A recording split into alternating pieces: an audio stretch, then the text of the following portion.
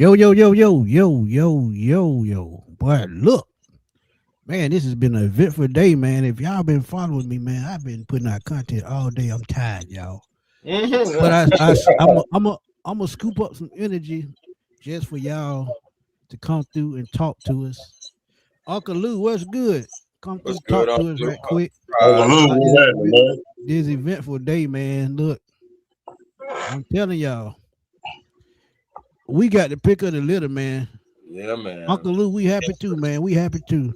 But Interesting developments it's for the so Atlanta Falcons. man, it's so many coaches and so many GMs we can look at right now. We have absolutely no excuse to not pick the right guys to come in and change this team around. We have the talent. It's time to find that right bus driver, man. Want to put you off at the right stop after school. Cause you know you got some that'll take you all the way around the corner and drop you off, and then you lost. I think that's what happened to the last regime. They putting people off at the wrong stop. That's why they got kicked out the door. But before I keep going, man, and babbling on, man, I want to say what's up to the chat. But Chris, you know what to do. After Chris, What's good? Sean, you know what to do too, man. Chris, go ahead. Yeah, man. Y'all know what's going on. Chris Tipmore, A1 Forever Sports. And I'm telling you, Falcon fans, it's just, first of all, man, Atlanta is on fire just in the tabloids, period, man. But Falcons in particular, we have so many things going on. We got a couple of interviews set up, trying to talk to some GMs, trying to talk to some head coaches. New head coach just became available. That's going to be a hot topic too, because he possibly shoots to the top of the list. I'm pretty sure for most Falcon fans. So the thing about it is, I'm glad that we didn't wait and see. I said with a third year, because now you do have a few guys you can choose from, and like I said, that tip top at the top, man. You got John Harbaugh. But Sean, let them know what's going on. Yes, sir. Appreciate the tip, man. Y'all done seen me before on Chris and Smitty's shows and stuff like that. Y'all know me, man. I'm a gamer, man. Let's get it, GA, aka real name Sean. So, man, there's a lot of stuff going around. The city of Atlanta. Very exciting time. Hope we can get this thing right, like my boy said, man. And I'm just waiting to see what happens next, just like everybody else, man. Let's get it popping. Hey, you know it. But before we get it popping, man, y'all in the chat, man, it's 66 of y'all tuning in right now already. So y'all see the link right there in the chat. Y'all go to the YouTube, Red and Black Nation. Go check it out. Go subscribe. Another Falcon YouTuber finna bless y'all airways, man. My boy Sean finna kick his thing off already. So he's at 17 subscribers. There's 76 people in here. Let's get him up to 50, man. Just started off the right way, man. Started off strong. Yeah, started off 50 subs. That's what I need. 50 subs. When you sub, I spoke on that real quick. All right, go ahead. You got it. First of all, appreciate that. Smitty and Tip. Chat. Smitty has been on my ass about this for the past 2 years. I kept procrastinating, and it just got to the point where, I was like, okay, let's do it. So I have my big brother thank me for giving me that kick that I desperately need, man. And about one thing about me, man, y'all done seen me on here before. I'm gonna be my authentic self. I'm gonna tell you exactly how I feel, what's on my mind. I'm gonna give it to you raw and uncut. You know what I mean? So for the fact that my brothers Smitty and Chris Tipmore, for them to help me out and trying to help me grow, it speaks volumes to these brothers right here, man. So Tip, Smitty, I can't thank y'all enough, man. Love y'all. Chat, man, out. Like I said, man, just come and support me, man. I'm gonna be real. I'm gonna keep it 100 with y'all. That's all I know how to do. But that's all. I'm gonna leave it at that. That's facts, man. And the link is in the chat. So y'all click the link up under is under A1 Forever Smitty Sports Machine. Y'all see the link. Please click on it, go to his channel, hit that subscribe button, and help him start his journey off the right way, man. Just like y'all helped me, because I got people been following me, man, since I had about 50 subs, and that's been about 5 years. So salute to them, man, and them doing their thing, man. So we appreciate y'all, man, for going to support our boy, man. But let's get into this thing, man. HO, what's good, man? Can't wait till tomorrow night. The show tomorrow night, man. We're gonna have a blast, Yes, like we sir. always do, man. We got to give a shout out to RJ, man. RJ been dropping news since My 7 o'clock bro in the RJ, morning. yes, sir. So look, when I'm tired, got to take a break. He's still dropping articles. He's still dropping stuff for me to read, stuff for me to do content on. And he's the reason why I stay ahead of the game, man. Dirty Bird Gang, we appreciate you, my guy. We appreciate you. Hey, Dirty Yes, Bird, thank you, brother. Thank you, man. God bless. Uncle Louis, he does have a Twitter page. So if you It's can, my Sean, put it. Twitter is at Let's Get It GA. Just like y'all see it on the screen, it's at Let's Get It GA. Sean T. Hambrick is right up under there. I'm right on Twitter too. It's HAUN. Yep. Just like you see it on the screen. C Samuels 45. Let's Get It GA is right there, brother. So you know you got 2 subs from this channel already.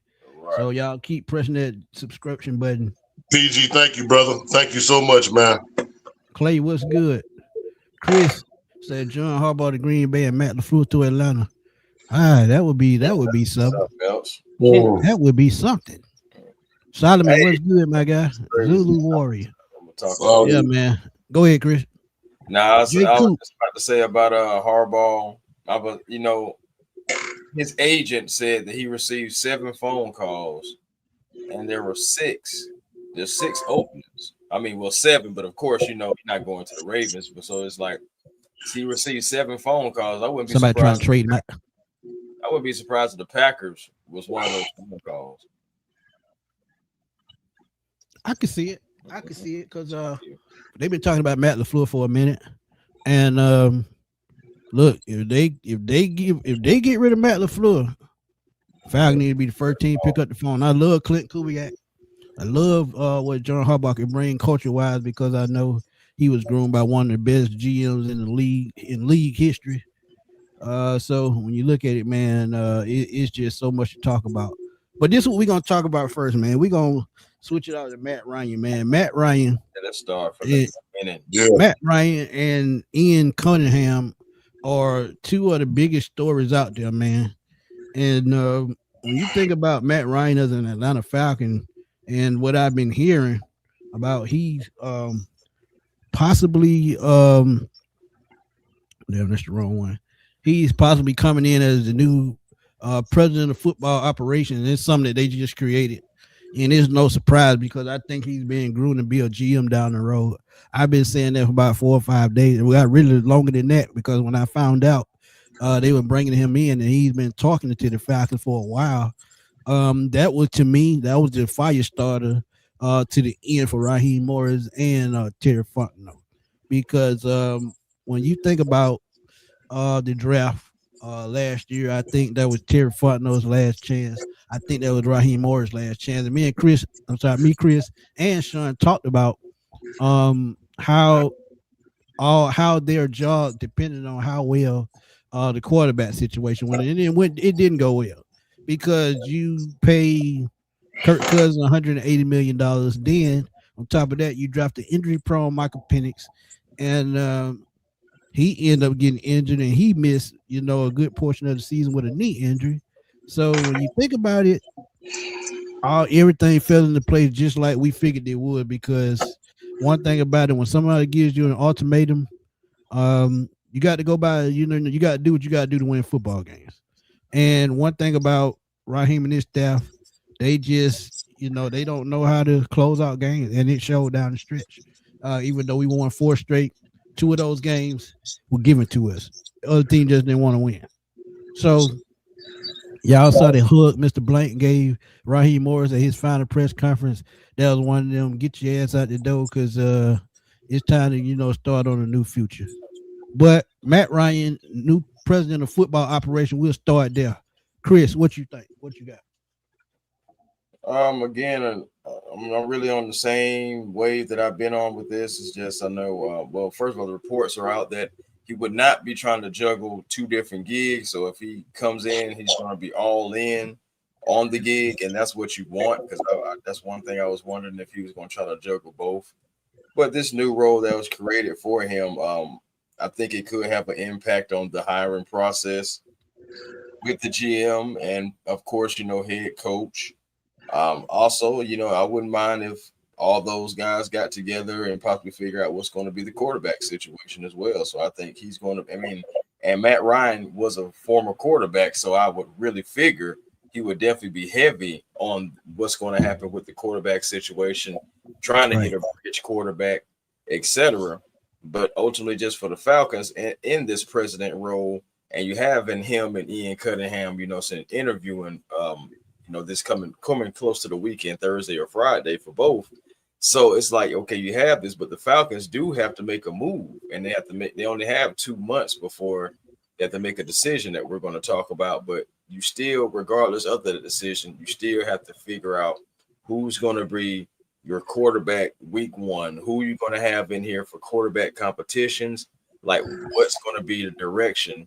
And I think Matt Ryan, being in that president of football role, is going to have a heavy hand on what's going to happen with the quarterback situation, especially, like I said, him playing the position all those years. Yeah, I agree. Sean, what you think about Matt Ryan? Now, I'm gonna be real. First of all, Matt Ryan's a legend. I agree with you when you said in your video earlier, big bro. He's the best Falcon of all time. Let's just get that out of the way. Oh yeah, absolutely. I like the idea. Matter of fact, I don't like the idea. I love the idea. My only suggestion is like because this is a new role for him, he doesn't have any work experience. I would suggest that he surround himself with people that has been in this type of field and knows what they're talking about. But him being a former player here and knowing what it takes to win, I love the idea. I love the idea. Especially at the quarterback position, because I agree with you guys.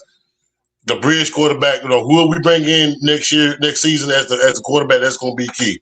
Because let's just be real with it, fellas. We have not got the quarterback position right since he's left. Let's just keep it 100.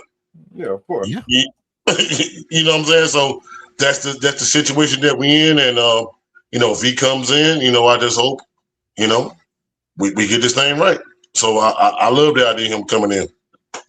Yeah, I hope they don't hold his hand too, man. Like, of course you're gonna help him out, but one thing that you look at a guy like John Lynch, because he became a GM, seemed like out of nowhere overnight, but he did surround himself with veteran leadership and veteran guys too. I want to see if Matt Ryan is allowed to bring in maybe a couple of other guys that's veterans around him, or will the GM, or maybe having like Ian and also still having Greg Beatles, again, somebody that's been with the Falcons over 31 years. Are those going to be like his go-to type guys to really like help him along, or is Matt going to be able to bring somebody else in that he personally likes? Like, it's so interesting because I want to see which way this is going to go. We've done things so collaborative so much to the point to where I want to know if the Falcons are going to give guys roles and tell them to do their job and see what happens then, or is it still going to be everybody's hand in the pot? Is everybody still going to be meeting at the round table like the Knights? Like, it'd be interesting to see. But ultimately, a guy with no front office experience, he's still going to have somebody around him, somebody helping him. But I don't want it to be. I think that'll be Beatles. I think it'll be Beatles because he just got him to be able to make. Go ahead, my bad. Go ahead. No, I'm saying I just still want him to make decisions though. Like, agreed. A Matt Ryan decision, not a collective effort or not a collective thought. Yeah, agreed. And I think Greg Beatles getting the CEO and president job and kicking Rich McKay out the way, even though Rich McKay will still be in the building. I think honestly, and I told y'all this the other day when me and Chris did a live stream, I think Josh Blink is going to find a way to steer him all the way out. And what I mean by that, he's going to stay in Arthur Blank's face and ear as soon as he hears something stupid as to what Rich McKay suggests. And as I told y'all, Josh may be the future of this franchise because he's younger.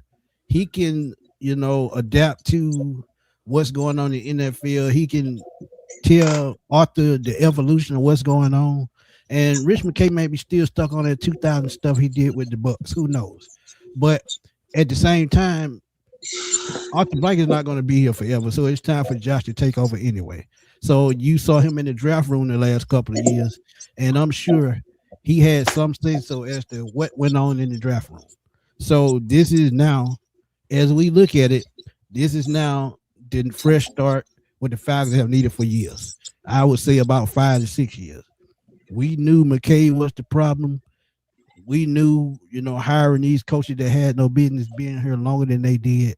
I think I think it's time for that to stop, and I think it's gonna stop. So when you look at Matt Ryan as a whole, that's the way he brings to his team, and you noticed it right off the bat because he was at training camp a whole lot, right off the bat before they even let the fans in. He stayed at Flowery Branch.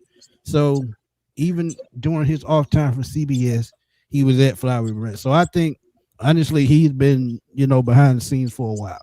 I think he was using CBS as an anchor to network and learn how to get information and all that good stuff. What GMs and front office people have to do when they have to talk to people and network because of trades, because of draft picks, because of learning how to work the draft, just what general managers and front office personnel need to do. That's what he's been doing. So now I think it's just out on Front Street that he's doing it.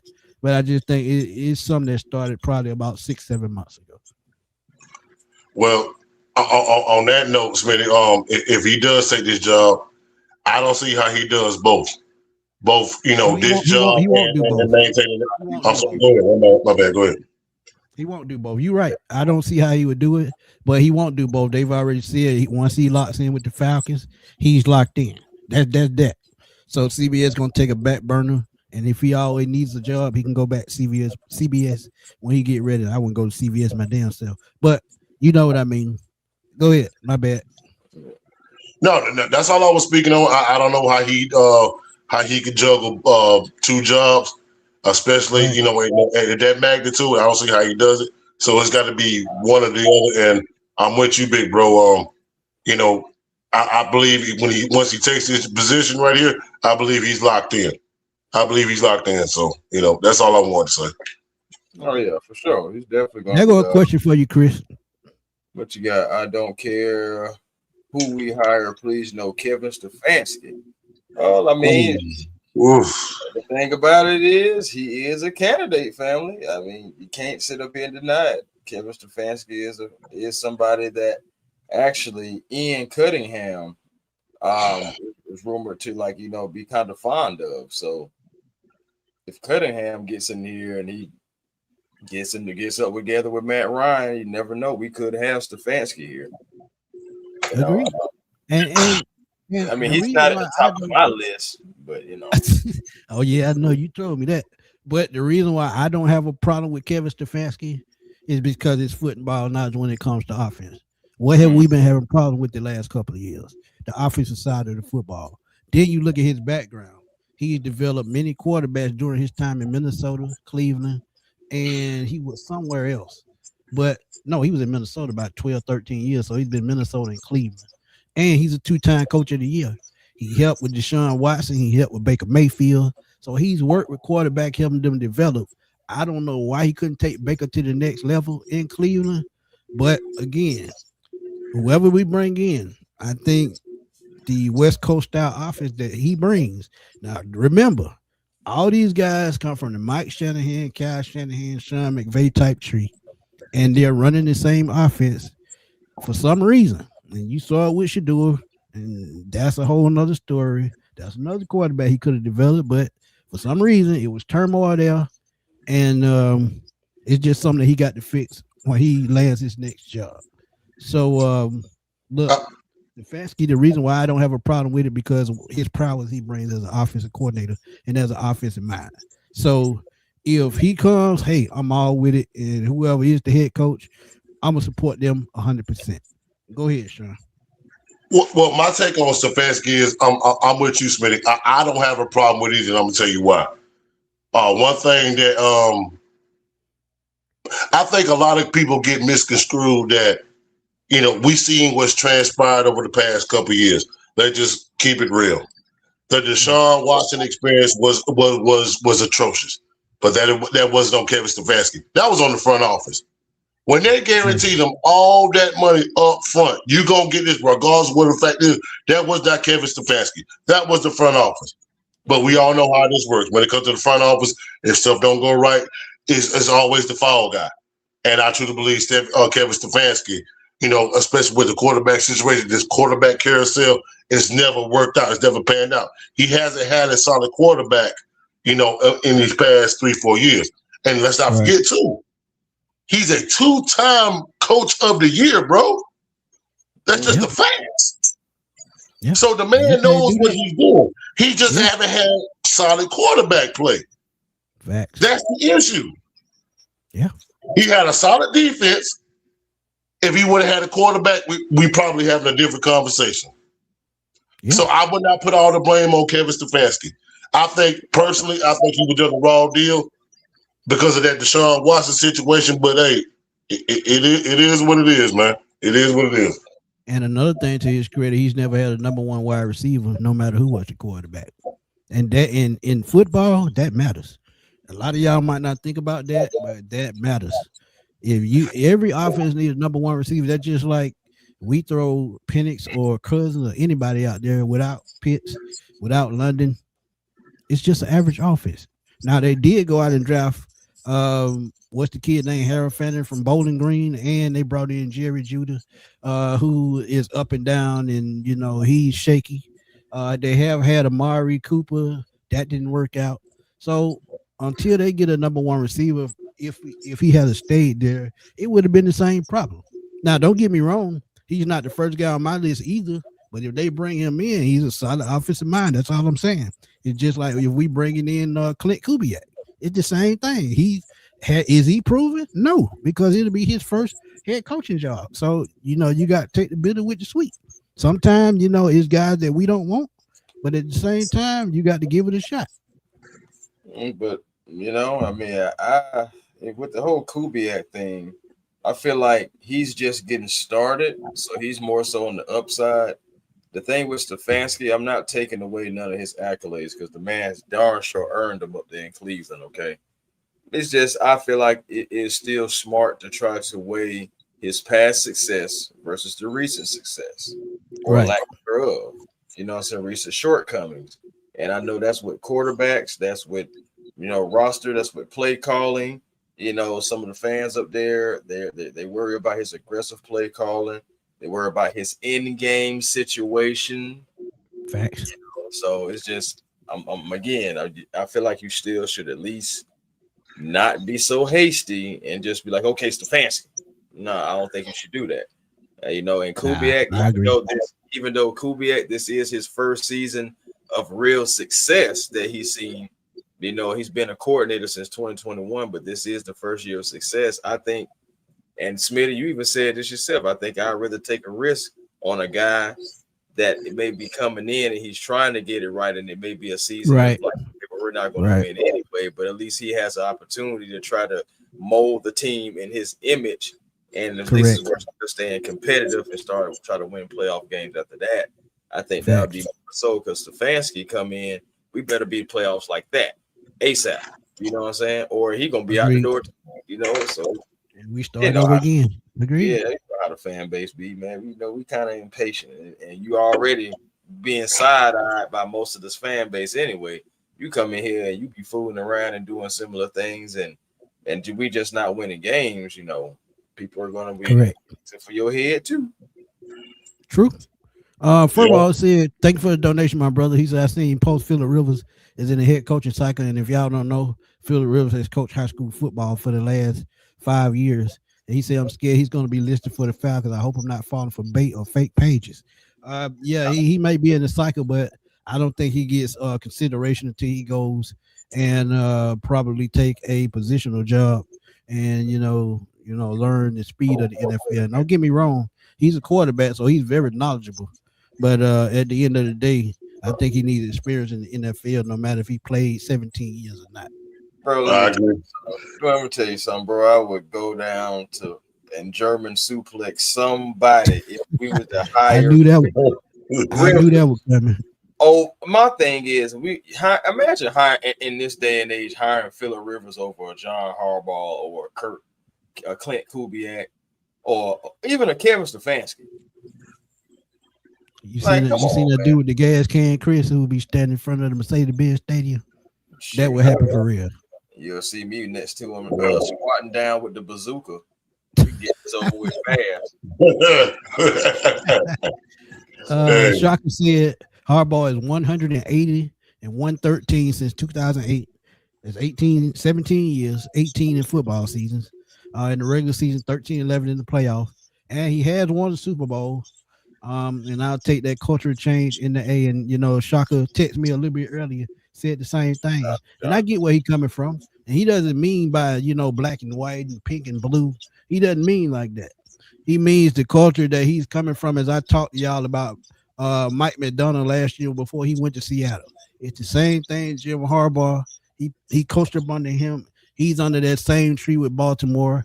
They have an identity of defense. He means if John Harbaugh comes, he knows he's going to bring identity with him, and he's going to implement it with the Falcons. And don't get me wrong, and as I told y'all, it won't be a bad thing because guess what? The Falcons could build an identity on defense with what they drafted in last year's draft. That's a good building block. So Harbaugh is one of those names you definitely have to consider. But again, you're just thinking that he's probably going to go to New York because of the media market. And I saw somebody say he may take a year off. I don't think he'll do that. I think he'll get right back to it, try to implement what he did in Baltimore, bring in the right system and the right players, because I think a young team like the New York Giants could use a young coach like that, just like the Falcons could. So it's just something to think about. But what y'all think about John Harbaugh and his culture? I mean, John Harbaugh and the culture, I'm with it but I just don't understand why he would pick the Giants over Atlanta. I mean, the Giants' defense is media market. I keep telling you, he media market. The thing about it is, so what? That's not putting no money in your pocket. That's not putting wins. That's not their roster is nothing outside of Malik Neighbors, who, by the way, still got to come back from an ACL, by the way. And then you also got Jackson Dart, who don't know how to slide. He's concussion prone. So I'm like, your defense is nothing. You don't have like a legitimate running back, that's worth it like that. But guess who does? The Atlanta Falcons. Guess who has a decent offensive line? The Atlanta Falcons. Guess who has a defense that doesn't have to have surgery like the Giants defense? The Falcons defense, they need a few tweaks, a few good pieces that you possibly he maybe can influence. You never know to come over just because he's John Harbaugh and people like playing for guys like that. And being in that type of culture, at the end of the day, I feel like outside of the Ravens job, we are the best looking job that you can get, because even the Ravens defense looks bad. The Falcons number 2 in sacks. We got bookends right now, and building off of a defensive identity. We've been talking about that anyway. Possibly the defense be the strength of the team and the building block of the team. You bring somebody like Harbaugh in, he's won games with an offense that's shaky, an offense that doesn't really have a quarterback, and he's trying to kind of piece it together. You have somebody in Harbaugh that has that experience, and at least if you do need a bridge, you have somebody that's able to handle the bridge. You feel me? Agreed. Now, Uncle Steve, he brought up a point that my boy Shaka brought up earlier when we were talking via text. He said, fellas, any thought that Harbaugh could bring Chuck Smith back home? And that's something that we've all thought about. And as I've been saying, what if, a coach comes back and he starts to implement former Falcon players into his coaching staff? Because y'all got to remember, Terrence Mathis is not a head coach at Morehouse. He's a great receivers coach, and we need a receivers coach. Defensive line coach, I love Nate Ollie. Hope he comes back. But what if he doesn't? You bring in a Chuck Smith to fill that spot. We don't skip a beat. Then you think about what was the other guy's name? The other former player that's a coach. It skipped my mind just that quick. But you get what I'm saying. What if he just implements that, and even bringing in, John Abraham to help, consult the pass rusher. Just simple stuff like that. Because we know it happened in Baltimore, because they always had Ray Lewis around, Jamal Lewis, all these guys. They always, brought their knowledge back to the team. So look, I don't have a problem with it. That's a good point, Officer Steve. See, and that's what I'm saying though. Like, are you talking about like would he come in as like a defensive coordinator? Are we talking about a pass rush coordinator? Because I mean, yeah, if you lose Nate Ollie, okay, yes, I'm for Chuck Smith. But are we talking about bringing him in as a defensive coordinator, or is he just like helping the pass? He probably would be the defensive line coach of the pass, the outside. He was the outside linebacker coach in Baltimore, and that's exactly what James Pierce and Javon Walker do. Sorry, yeah, Javon Walker. This is what they do. So Jalen Walker. I'm sorry, Jalen Walker. Yeah, Jalen. That's what they do. Furball, no, it's not true. He's not considered as a Falcon. You don't have to be sorry. People put out fake information every day. Yeah, don't they even do. worry about it. Trust me. That's why me and Chris here. Me, Chris, and Sean. That's why we here. That's why we here. So if you ever have a question, just come on through if you see us on the live. You know it. Personally, Smitty and Chris, I get what you're saying about John Harbaugh. He's a culture changer. I get that. Much love, much respect what he did. With his time in Baltimore. It just me personally. I want an offensive-minded head coach to come in. That's just me. Yeah, especially with the weapons that we have at our disposal on the offensive end. And here's the key: they're young. They're just not getting to their primes. We got to bring in an offensive-minded head coach that's going to finally unlock this offense, bro. When you got a Bijan, when you got a Drake, when you got a Kyle Pitts, you got a good offensive line. Quarterback is only the question. We have to bring somebody in that's going to, unlock the potential. Because in today's NFL, let's just keep it real. You got to put up points, bro. You got to put up points. But that's just my mindset. Agree. Bring in a guru that's going to unlock everybody on the offensive side of the ball. That's just my take. That's what Craig was talking about. He said, I'm hoping the Packers are dumb enough to let LaFleur go because he's in the last year of his contract with no extension. I'm a Bears fan on Saturday. And again, we've been talking about Matt LaFleur. And read the last part of that. I'm a Bears fan. No. Read the last year his contract. No extension. They waiting on Saturday's game. Right? They waiting on Saturday's game to see what they gonna do. So Craig, you might be right, but Chris, go ahead. My bad. No, I was just saying, but a couple of points actually, just because you gave me another point. We've heard that before, being in like nearly the last year of your contract with no extension, but there's certain GM that we just let go. So that could be an indication, like you just said, they are waiting to see what happens on Saturday. They get one and done, it could be no more LaFleur. And guess what? I would definitely take Matt LaFleur. We've talked about it. I've said it before. I have been kind of hoping that LaFleur would kind of have a few bad seasons just so he would get let go because I bring him in. I definitely would. Yeah. And he's an offensive-minded head coach. He can run the offense. My thing is not just run the offense. He can control the offense. It's not just about calling plays. That guy can control the offense. He's already been down here. You may get to keep Jeff Ulbrich. You never know. So especially if you come down here because that's another guy that he's worked with before. So offensive. And to your point, Chris, if you don't mind, Smitty, I'm sorry. I just want to say this one point. You gotta go ahead. And to your point, Chris, who does Matt LaFleur have a close relationship with? Matt Ryan.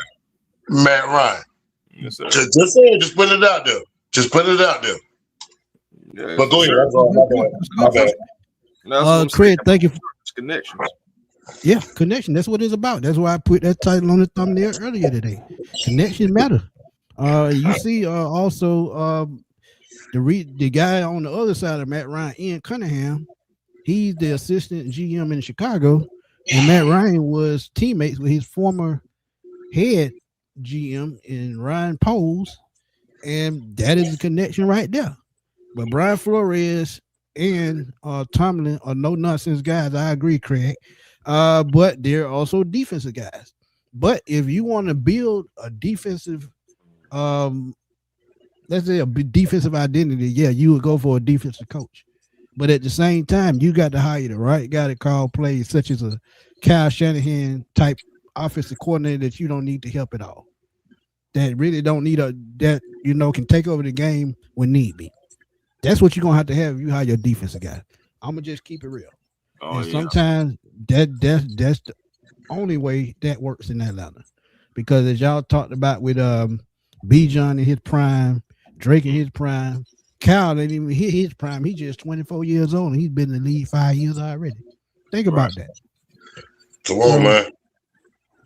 Yeah, and then also real quick, just an added point on some closure about the dismissal of John R. Harbaugh. Apparently, he was dismissed because of his refusal to even entertain any conversations about potentially moving on from offensive coordinator Todd Monken.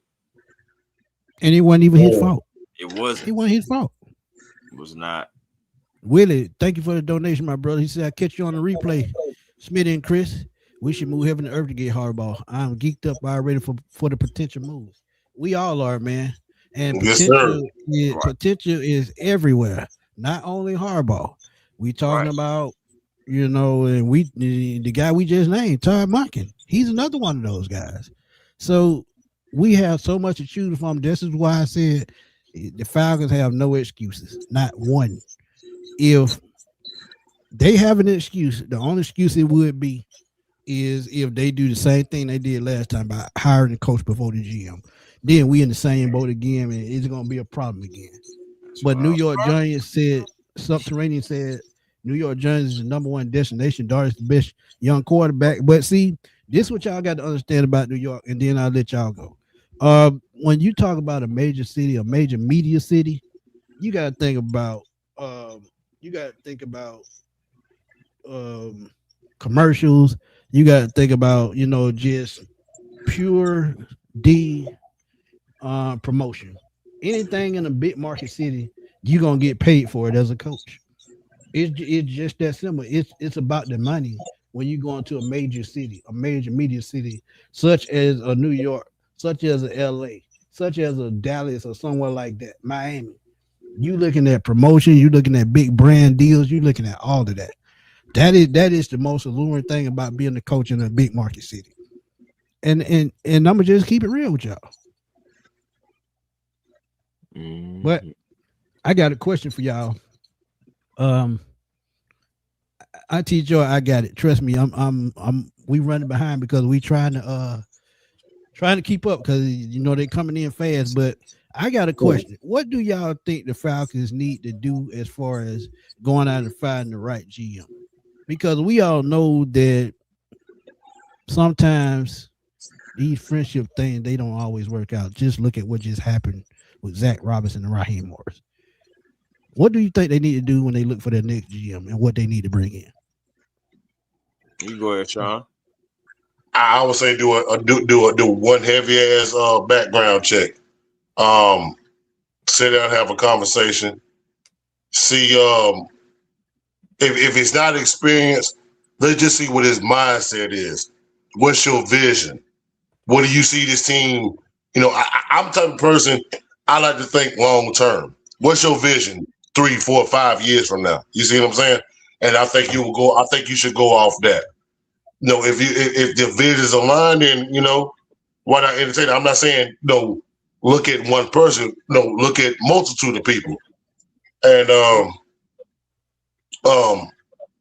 one thing about the GM, we have to get this right. If everything is a clean slate, everybody's gone. We have to nail this one.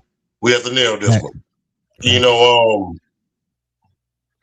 Because if we don't get this right after a total reset in the front office, then I don't know where the hell we're gonna go from here. But I would pick his brain, see what he knows, see what his vision is, and just really attack his mindset, whoever it may be. But you can't talk to just one person. You got to talk to a multitude of people, and just get an engagement off that. That's just my take. Yeah, I agree. I'm really really piggybacking off of that, I really do agree. You do need to do your due diligence. And the main reason you need to do your due diligence because we cannot continue to, what I'm saying, be recycling GMs. And we also can't be just firing guys left and right with no kind of structure and no full plan without it. We gotta have some stability in Atlanta. We got to have, it's like some of these franchises like the Ravens or the Steelers. I would love to have one guy that we can depend on for the next decade. And same for the GM. I want some stability. I want some Falcon playoff games and etc. So we need to. We only have 2 months, but for the new league year. But we do need to make the right hirings, do the due diligence, like be on the phones. I feel like you need to have like the personal meetings, have multiple meetings. Different times of day, man. See like how people like tendencies are. All that different things. You got to like kind of really go down near DEA, CIA on this because you can't get this right. You can't afford to mess this up again. So, I'm thinking that you really do need to interview multiple guys. I don't think that just settling on the first guy that you interview would be the best thing because, it's just like that old saying, don't pick the first thing you see when you first get in there. The next thing you keep going down, you see something else you like, something else you like. Right. So, you just gotta, just do your due diligence. You can't afford to get this wrong. You can't. I agree 200%, man, with both of y'all. You got to take your time with this process. We rushed it last time, and look how it cost us. If you just possibly bring Belichick in the last time as the GM and not the coach, I would have settled for that because I know he would have had structure. And if you would have put him in as the head coach, you probably would have took out the trash the last time. And that's what I look back and think about. So timing is everything.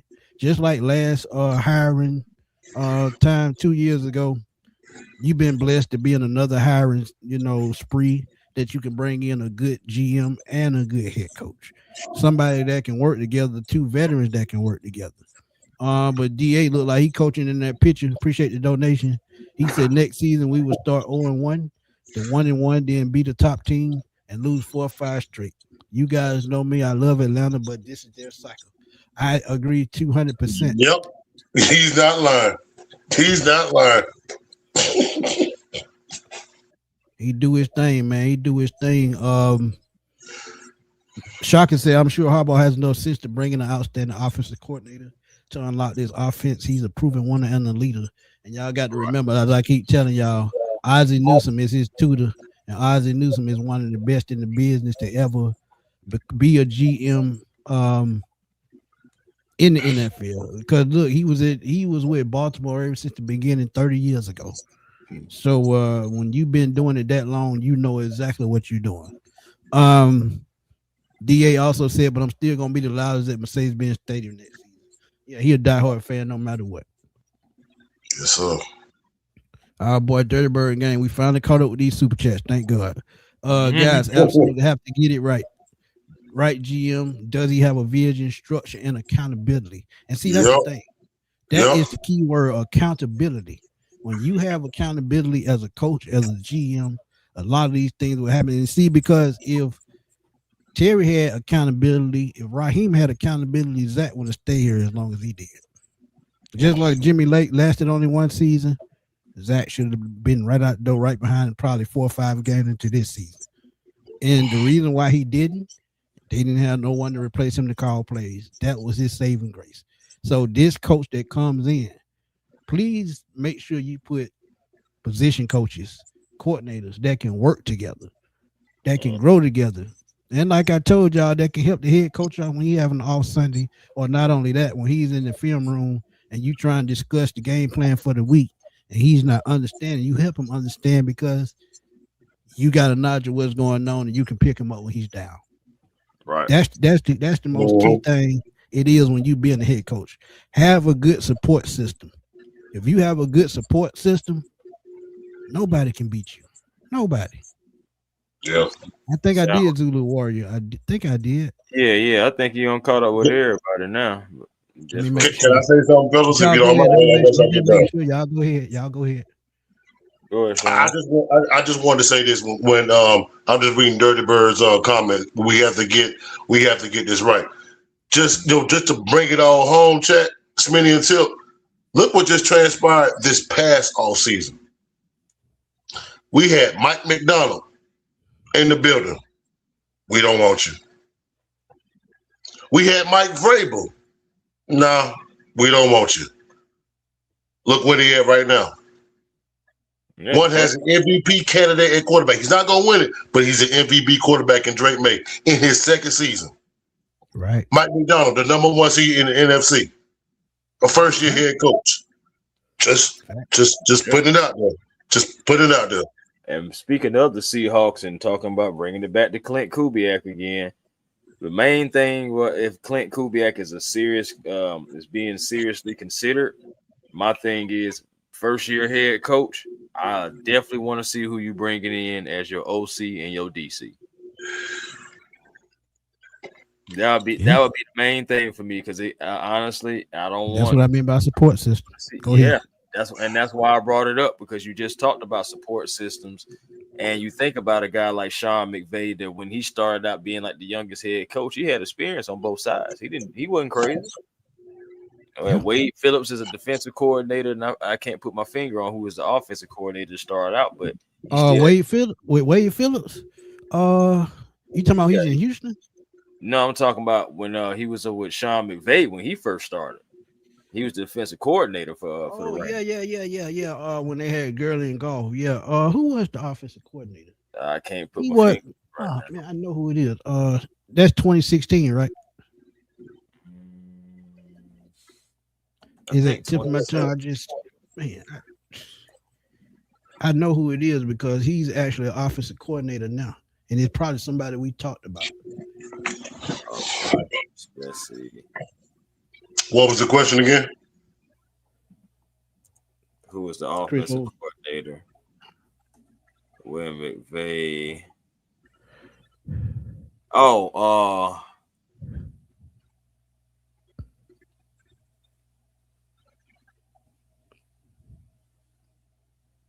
Saying 2017, it was Matt LaFleur. Absolutely, that's who it was because he went straight to Green Bay right after that. It was absolutely because he left Atlanta and went there. Absolutely. Yeah, he still technically had somebody with some experience, to a degree. Basically, yeah. So. Basically. Another super chat, Dirty Bird Gang. Appreciate it, my guy. He said, guys, absolutely have to get this right. Right GM does have a vision and structure and accountability. Take time, find the right guy. Absolutely. Got to. It's just that simple. Yep. Just that simple. Yep. Me and Johnson were there as well. So, I mean, look. So, any more coaching candidates y'all looking at? Shoot, man. I just know one thing too.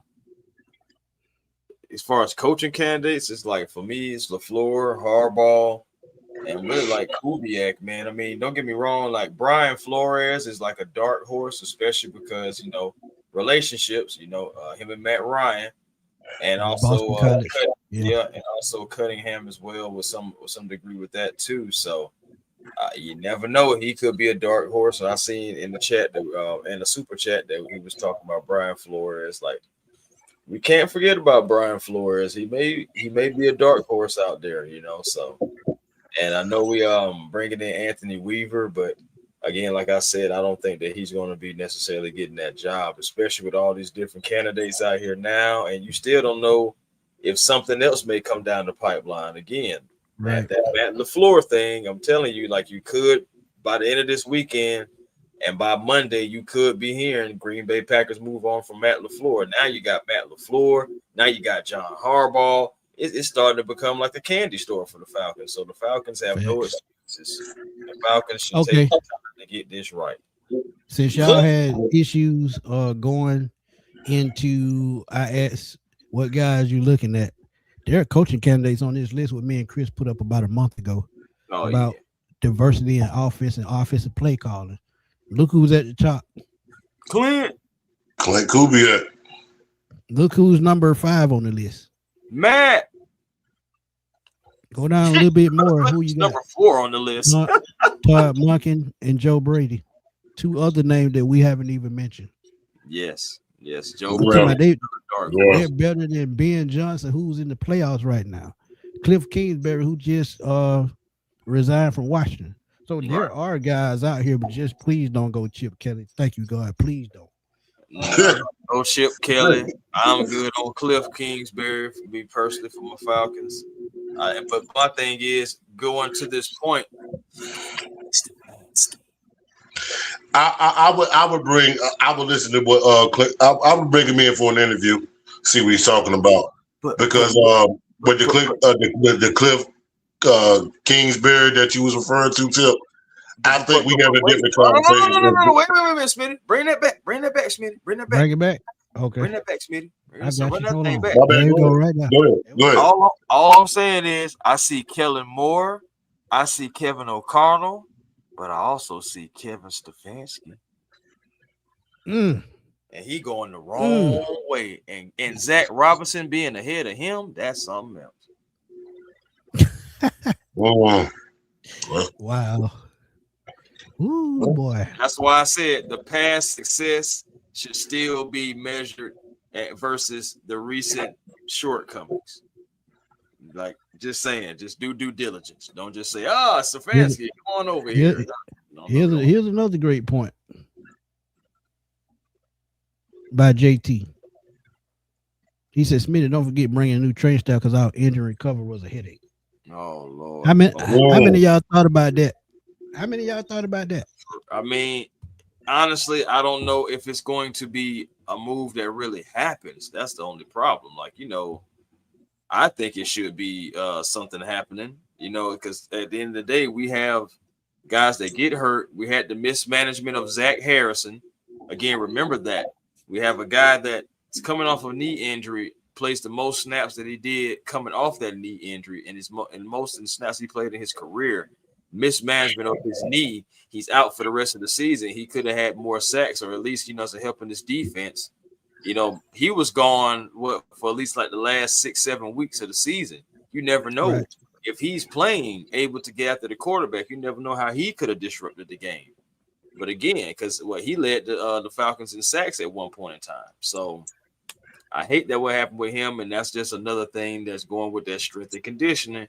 And we have to consider those guys because they have not been, I don't think, been up to the par. And we've already heard former Falcons talking about how they're no good anyway. So I think you should consider it, but will it really happen?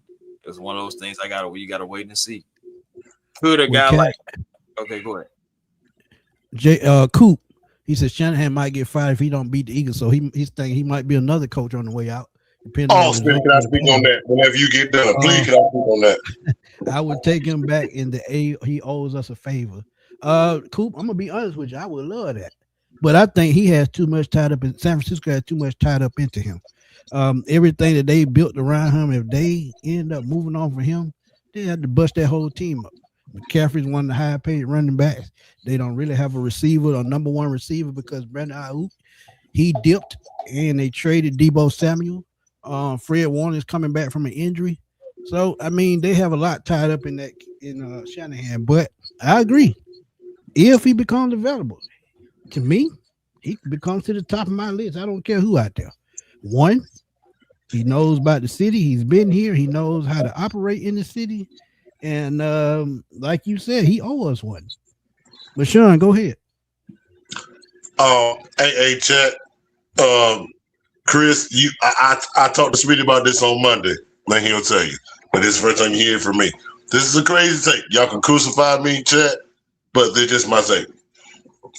If Matt Ryan is the president of football operations, it would not surprise me if he at least picked up the phone and called Kyle Shanahan. And the reason why I say that is okay, look, he's in a very competitive NFC West. Seattle's not going nowhere no time soon. The Rams is not going nowhere no time soon. We in the NFC South. Do y'all think, Chet, that Kyle Shanahan, if Matt Ryan presented a case where, oh, hey, we'll give you we'll give you total team control. You had the final say so as far as the roster constructed. And we in a very winnable division in the NFC South. Y'all don't think Kyle Shanahan would entertain that?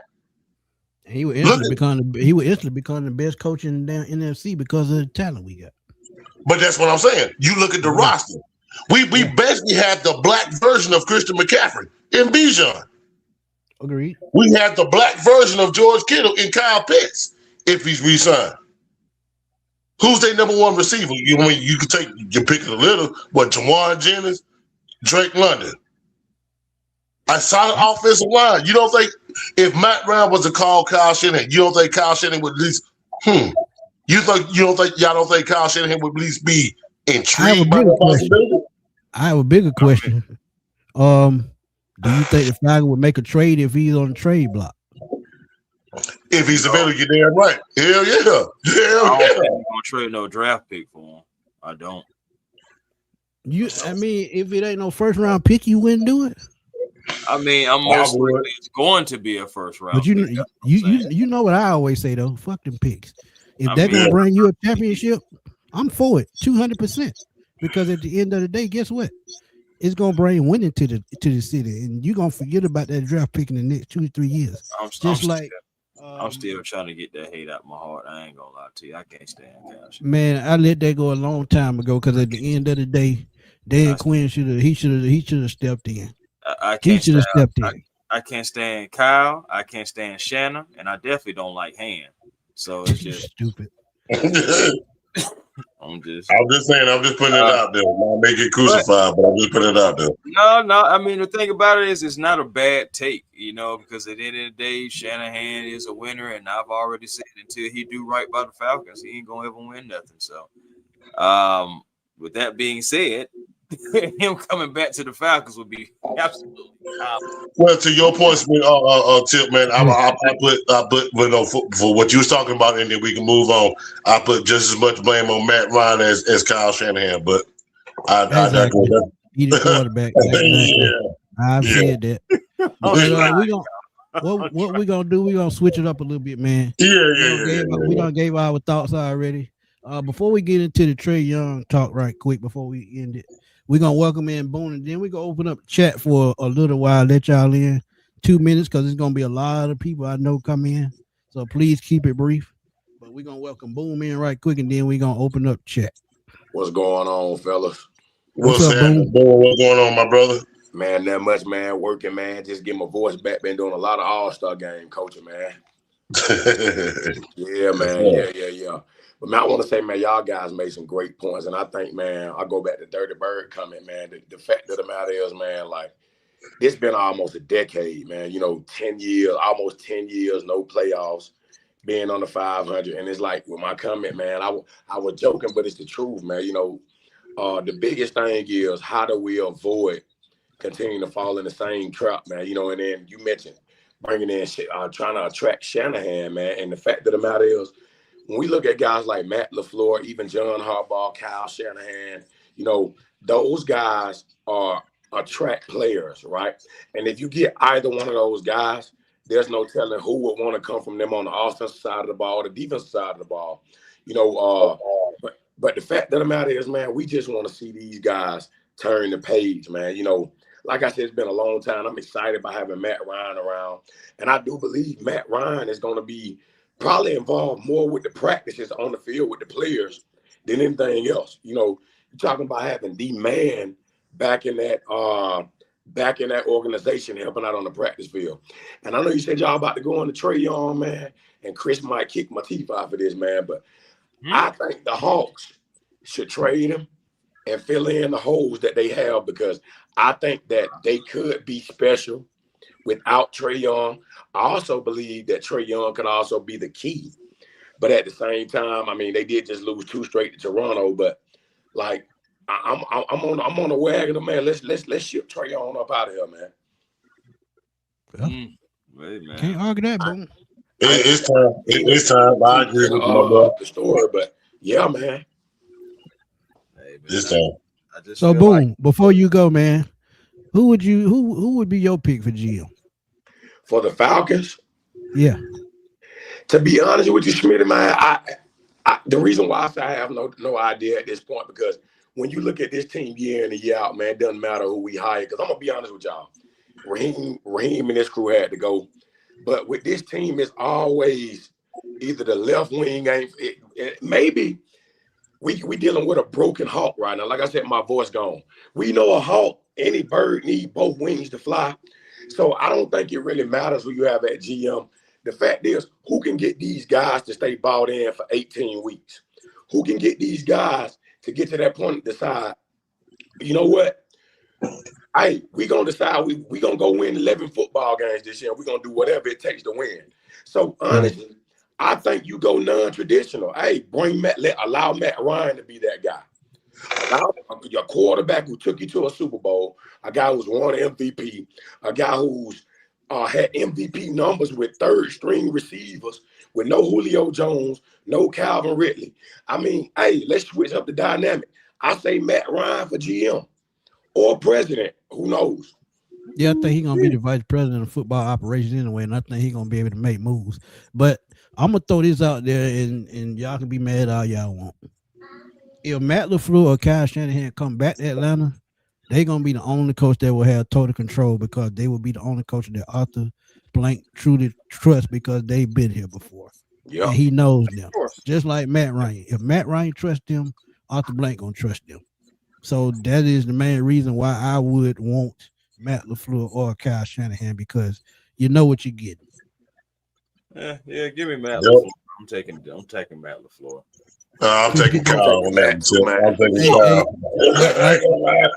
Like low say, Chris, get that hate out your heart, man. I'm taking Kyle all day, twice on Sunday. Hey, I like Matt too. Slap Shanahan twice on Sunday. Yeah, it's all good. Don't give Shanahan. I'm gonna come. You know what I'm gonna do? I'm gonna be at every home game with my Shanna bat. I'm gonna have a Louisville Slugger, and I'm gonna have. And I'm like, all right, I'm gonna be waving every time he do something wrong. I'm gonna be waving.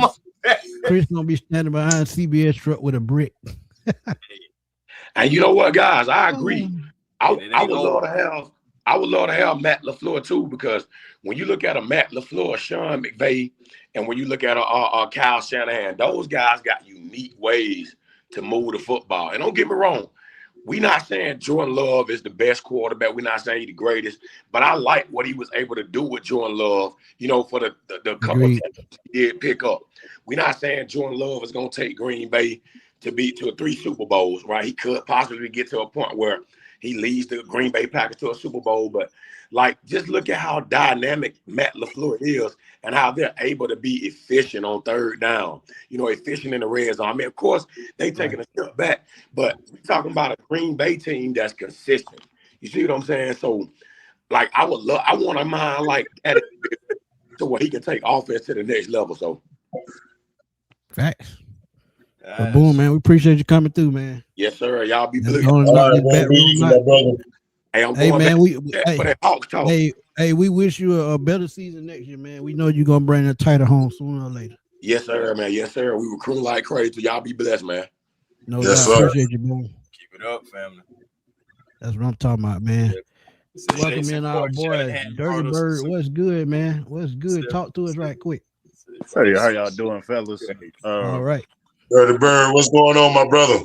Nothing much, man. Just subscribe to you, man. Congratulations on start, man. I'm glad you're a part of the family, man. And God bless Dirty Bird, man. I appreciate you, brother. Thank you so much, man. Oh yeah, no problem, man. Just like y'all said, man. I'm just hoping that our guys down here take our time on this GM and head coaching search. I saw Smitty's video earlier. I'm just hoping that you're able to at least get the GM first. I definitely want Ian from Chicago, and the reason why I say that is because he's had success in Baltimore and he has success in Philadelphia.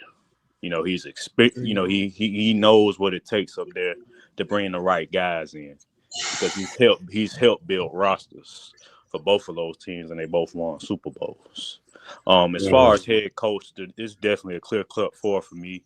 Like you said, LaFleur, Shanahan, if he's fired, I definitely would try to get him another round. And Definitely John Harbaugh, good just because of his experience. And Clint Kubiak, man, just because Clint Kubiak, y'all see what he's doing in Seattle, man. A mean play action caller, man. I've seen a lot. I watched a little bit of Seattle film earlier, man, and it's just the play action that was just confusing the defenses, Kenneth Walker getting off. So all four of those guys know how to control the offense, not just call plays and have a handful of plays and scheme multiple guys. They know how to control offense, control the game. Except for Kyle, I ain't about to take that back. Kyle just need to learn how to finish games. But yeah. But those will be my guys. And as far as I'm gonna jump on, because I know you got 2 minutes. I'm gonna jump on the Hawks real quick. I talked to my guys at work earlier today, and I agree that Trey Young should be traded. Why? Because I'm gonna give y'all a prime example. You look at Oklahoma City. They built through the draft, right? There a lot basketball, especially with these guys. It's a lot of 3-and-D tall, 6'7" long wingspan guys who can run the floor and defend. If you trade, I think the Hawks have 2 first-round picks this year. They got one for the Murray trade, right, Chris? Am I right about that? Right. Well, essentially, might as well say. Yeah. So if you trade Dyson, and then you got the actual pick that turned into Asa Newell. Right. So you got a Conwoo step this game up. Y'all see what Jalen Johnson is doing. What's the backup point? What's the guy that was? I forgot his name. He has braids, I believe. Oh, you talking the lefty. Bernard? No. I'm trying to find him now. Actually, I mean, what you must be talking about Keaton Wallace. I mean, I said Keaton Wallace. That's his name. Yeah, Keaton Wallace. Keaton Wallace. Yeah, that's him. Yeah. So I think they got a good young, solid little 5 core. But if you look at Oklahoma City and San Antonio, perfect example, they went from, and even Detroit, you went from worst. Now those teams are top seeds in the West and the East. I believe that the Hawks, they play better without Trae, and then also, I love Trey Young. Don't get me wrong; he's a little bit turnover prone, and then not only that, when he goes up against bigger guards like a SGA, a De'Aaron Fox, if he stays healthy, or anybody, or Cade Cunningham, he's no match for them. He's absolutely no match for them. And you look at Dylan Harper, who I like in San Antonio. I like him a lot. He's coming off the bench. So, yeah, I think the Hawks should definitely get ready to move on for him. I think it's going to help the team out in the long run. Yep. Dirty Bird, we appreciate you as always, my guy. Hey, man, I appreciate y'all having me, man, and great show and great info. Always. Love y'all, man. No doubt. Appreciate you, Dirty Bird. Brother. All love. Coach, come on in and talk to us right quick. What you got? What's up, fellas? What up, Coach? What's up, man? Before I start, man, we got 100 less likes in here, gang. If y'all like what these guys put out, the content they put out, the best way to help them is to hit that like button. So go ahead and let's get these likes up 100 people, please. We appreciate it. But first things first, I know this is all, opinions, and no one has a wrong opinion, but damn, y'all hurting me out listening to this, man. Shanahan back here? Hell no. Like, no, sir, please. You got to look at the upside, man. He done been to 2 Super Bowls since he left. Come on, man. And Smitty, what happens when he gets to that Super Bowl? He lose in the craziest fashion every single time. But anyway, I just, to me and for me, and again, no one's opinion is wrong. I'm just giving y'all a little shit. But to me, man, the Falcons are at a crossroad, and I believe the only way to finally get us over this hump is to get a proven coach, a coach in here with a proven history. I'm really not trying to hear no Clint Kubiak, because to me that's just Arthur Smith all over again. I'm not trying to hear the other one with Stefanski, because to me he's Raheem Morris all over. Like I don't want none of them guys. I want a proven coach in here. I think I'll be okay with LaFleur, but that would have to be only because Jim Harbaugh. Sorry, it's plain plane's probably loud, so I apologize for that. The only way I'll be okay with LaFleur is if Harbaugh passes. I just think at this point in juncture, the Falcons in the last 20 years have never hired a proven coach. And I think it's about time. I think that's the only way we'll finally get over the hump. Not only that, why not do something we've never done before? Because clearly we're getting the same results by doing what we've been doing. So I just feel like you have to go balls to the wall for Jim Harbaugh. Now, if he don't, because he has a say-so too. So if he don't want to be here and he decides to go elsewhere, okay. But I think you just got to push all your chips to the middle of the table after Jim Harbaugh. I'm really not trying to hear nobody else, honestly. Wow. Hey, that's experience, though. John Harbaugh. He comes with that pedigree. And again, I feel like you do have to kick the tires on him. You at least got to pick up the phone. Hopefully, you've already picked up the phone. So, but again, my point is there are so many different options out there that are becoming available, and I feel like it's a good thing for the Falcons. That's like why I go back to my point before. And what we all really said, don't rush the process. Right. Due diligence, because you have to get this right. There ain't no maybe. Right. To get this right at the end of the Yeah, day. this is I said this earlier on my page. This is one of those literally you will either make or break your franchise right here with this. I truly believe that either we're going to get the right guy, will finally get us over this hump. I mean, even if he don't get us over this hump, he will get us into a powerhouse of an organization and get us on, like your Phillies, like these teams that are constantly winning, constantly in the conversation. Even if he don't take us to the Super Bowl, the next one, hopefully after him will. But I think either this is going to either go in that direction of making the Falcons a powerhouse organization, or the other direction, and we will be a Browns or whatever organization that ain't ever won and is just a laughing stock. So, True. yeah, we have to do it. But please, I'm just I know a lot of people are heavy on Clint. To me, I see Arthur Smith all over again. I'm sorry, my bad. Go ahead, my bad. Oh, I was just about to say, I don't know if he's gonna be that bad, bro. But no, right. he won't be that bad. Your point, though. But how do we know? How do we know? He is the current it guy. He's the current it guy, just like Arthur Smith was. I think the difference between him and Arthur Smith, they just two totally different type coaches. Arthur Smith was a former offensive lineman, so he predicates the run. Clint Kubiak, he's a quarterback's kid, so he's going to focus more on the pass game. So I feel like he's going to be a little bit more balanced than Arthur Smith. Arthur Smith couldn't call a pass play in a phone booth with a quarter to save his life. But he was quote unquote the offensive guru. You know what I'm saying? Yeah, that name is loosely given mainly because Derrick Henry was his running back. Let's keep it real. Yeah, you're right. But I'm just saying the same terminology people are bestowing on Clint is the same type of terminology people were bestowing on Arthur Smith.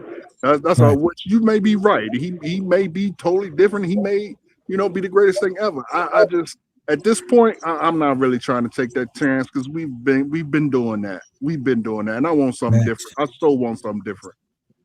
Facts. Tremay, appreciate the donation, my brother. True, appreciate you, man, as always. Coach, we gotta let you go, man. We still got people. Yes, sir. You guys have a good show, man. So we'll catch you next time, my guy. Yes, sir. No doubt. Let me see my boy TK. TK, what's up, man? Talk to me. Man, what's up, Smitty, man? Listen, Smitty, A1, I like what y'all doing. Y'all doing a hell of a job. I'm always watching, bro. But I won't say this. And listen, I respect everybody's opinion, right? But just walk with me. Listen, just walk with me for a second in the park. Just check me out. Jim, wait. I don't know what Harbaugh it is, but dude, John Harbaugh. The reason why I don't want John Harbaugh, because check this out, right? He is mostly known for real for his defense. Is that fair to say? If we talking about the Baltimore Ravens, we think about the defense first, then Lamar Jackson. Let me stop you right there. Let me stop you right there. Go Baltimore's defense is more predicated on Ozzie Newsome and the way he drafted. Correct. John Harbaugh, before he became a head coach, he was a special teams coordinator. Correct. So if he came to Atlanta, we at least know the special teams would be straight. All right. But So he would be one of the guys. He would be one of the guys that I talk about all the time that would have to hire a good offensive coordinator and defensive coordinator to carry the team, and you would have to depend on how the team drafted. So yeah, right, he was a special team coordinator, so he's really not a specialty as far as offensive defense. He's one of those guys that's in between. Okay, well, listen, let me ask you this question then. When you think about, and I'm not talking about right now because their defense is, I don't know what they're doing right now. But regularly, when you think about the Ravens, we automatically speak on, boy, their defense nice. And like, again, it's history there of them having cold defense, right? So now watch this. You got to ask yourself, we don't have a can I curse or no? Nah, we gonna keep that to a We limit. don't have a Lamar Jackson at our quarterback situation. Lamar Jackson is that offense. If Baltimore don't have Lamar Jackson, we seen what that like what he able to do, right? We got Penix. I'm not a big Michael Penix guy. He inaccurate, you know what I'm saying? It's like he make dumb decisions when the blitz come. He don't really run like that, and if he do run, that's another conversation. I already know who I want. I want the offensive coordinator for Seattle. Let me explain why. Let me explain why. Reason for being is this. I don't want to fire our defensive coordinator, right? Mm-hmm. I don't need nothing. Listen, I don't need nothing to be changing on our defensive side because it took us years to get to where we at now. And if he able to do that his first year, imagine what his second year gonna be like. Just go on and just give him a cornerback outside of AJ. That's gonna be brutal because our safety is gonna be like, man, our safety is what our safety is. Just get that dude maybe one or two players here. They're gonna fill in the gaps, you know what I'm saying? The nose tackle and the cornerback and a little bit depth. We gonna be fine. We don't need to change that. Cause the why? Them dudes already knowing their position. They know what they need to know right now. We only need somebody who gonna be balanced on offense, who able to adapt, who able to say, okay, well, the pass ain't working, well, let me run the ball. Okay, well, we can't run the ball, well, let me throw the ball. For example, I heard y'all talk about Arthur Smith. Arthur Smith was a very, very, very stubborn coach. So much like so, even Raheem was a very, very, very stubborn coach. That's why he got fired. Well, you got to know, too, we got a very, very stubborn owner, too. So 100% agree. Now, watch this, though. Not only that, we talking about what's his face? First Cousins, right? I call him First Cousins. I know his name is Kirsten. I call him First Cousins. He ultimately about to be my second cousin because I don't want him on the team. Never want him on the team. Well, he my third cousin, so you can only imagine how I feel. Right. So think about it like this. When you got First Cousin at the quarterback spot, bro, he not really playing for real, for real. He need to be out of there, honestly. So I'm thinking if we get anybody, listen, I'm off the Penix train. I don't know why we draft him or nothing like that, bro. I just need somebody to come here. Just give me Mike Willis. Now, granted, he ain't the best quarterback that we ever seen. But at least somebody gonna come in here and be serviceable. Because think about it. If he doing all that with Sam Darnold, I know what like he gonna be able to do with old Willis. He gonna be nice. We need somebody to know how to adapt and keep Jeff Obro. If we do that and go at least hire somebody that work with the special team outside of the dude we got now, we'll be all right. Listen, if we could have top 15, top 18 special team, bro, we'll be in the playoff right now. Right now, we will. We'll be in the playoff right now. Special team was trash all year. Offense kept saying, find me all year. I'm talking about all year.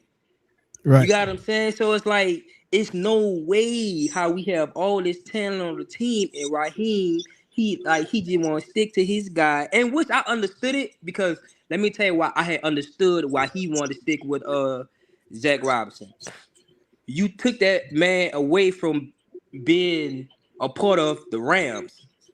So for you to fire him in the middle of the season, it was gonna look away if we coming from a Raheem standpoint. But my thing is, get your feelings out of this, bro. It just either you want your job or you don't. And ultimately, he just rolled with his feelings, and that's why he got fired. I would have fired him too. Agreed. You got what I'm saying? So outside of that, man, I don't want Harbaugh. Now listen, Harbaugh nice, but listen, how long is he gonna be around for? Yeah, he's And I 63. just don't want to make the playoff. I'm 60, sorry. what, 62? He's 63. Exactly. So 63? Okay. all right, Yeah, now so watch he won't this. be around by 5-6 more years. You gonna hire a guy 5 more because at the we most. just won't make the playoff, quote unquote. And then when we make the playoff, man, no, he about to be gone anyway. Go hire a young stud, Paul. No, did it?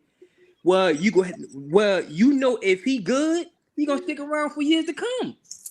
Yeah, I don't see the issue. Listen, man, what to do over there at like the Bears? Yeah. Hey, but TK, we gotta let you go, man. We got about 4 or 5 people still in the back. But I respect it, man. We try and knock them out, man. All right. Yeah, we appreciate you coming on, man. Appreciate it, TK. Nah, yeah, man. TK was on it, man. Will, what's up, my guy? Oh, my boy, Will, what's up, boy? Himself. What's going on, man? Who you gonna find now, man? We already got rid of Coach. Hey, God answer my prayers. He never fail. Amen. My boy, Will, what's up, man? What's going on? Let's get it, GA. Yes, sir. I ain't gonna be that long. Just getting off of work. But from head coaches man, who already before you start talking, man, where the hell my chicken wings at?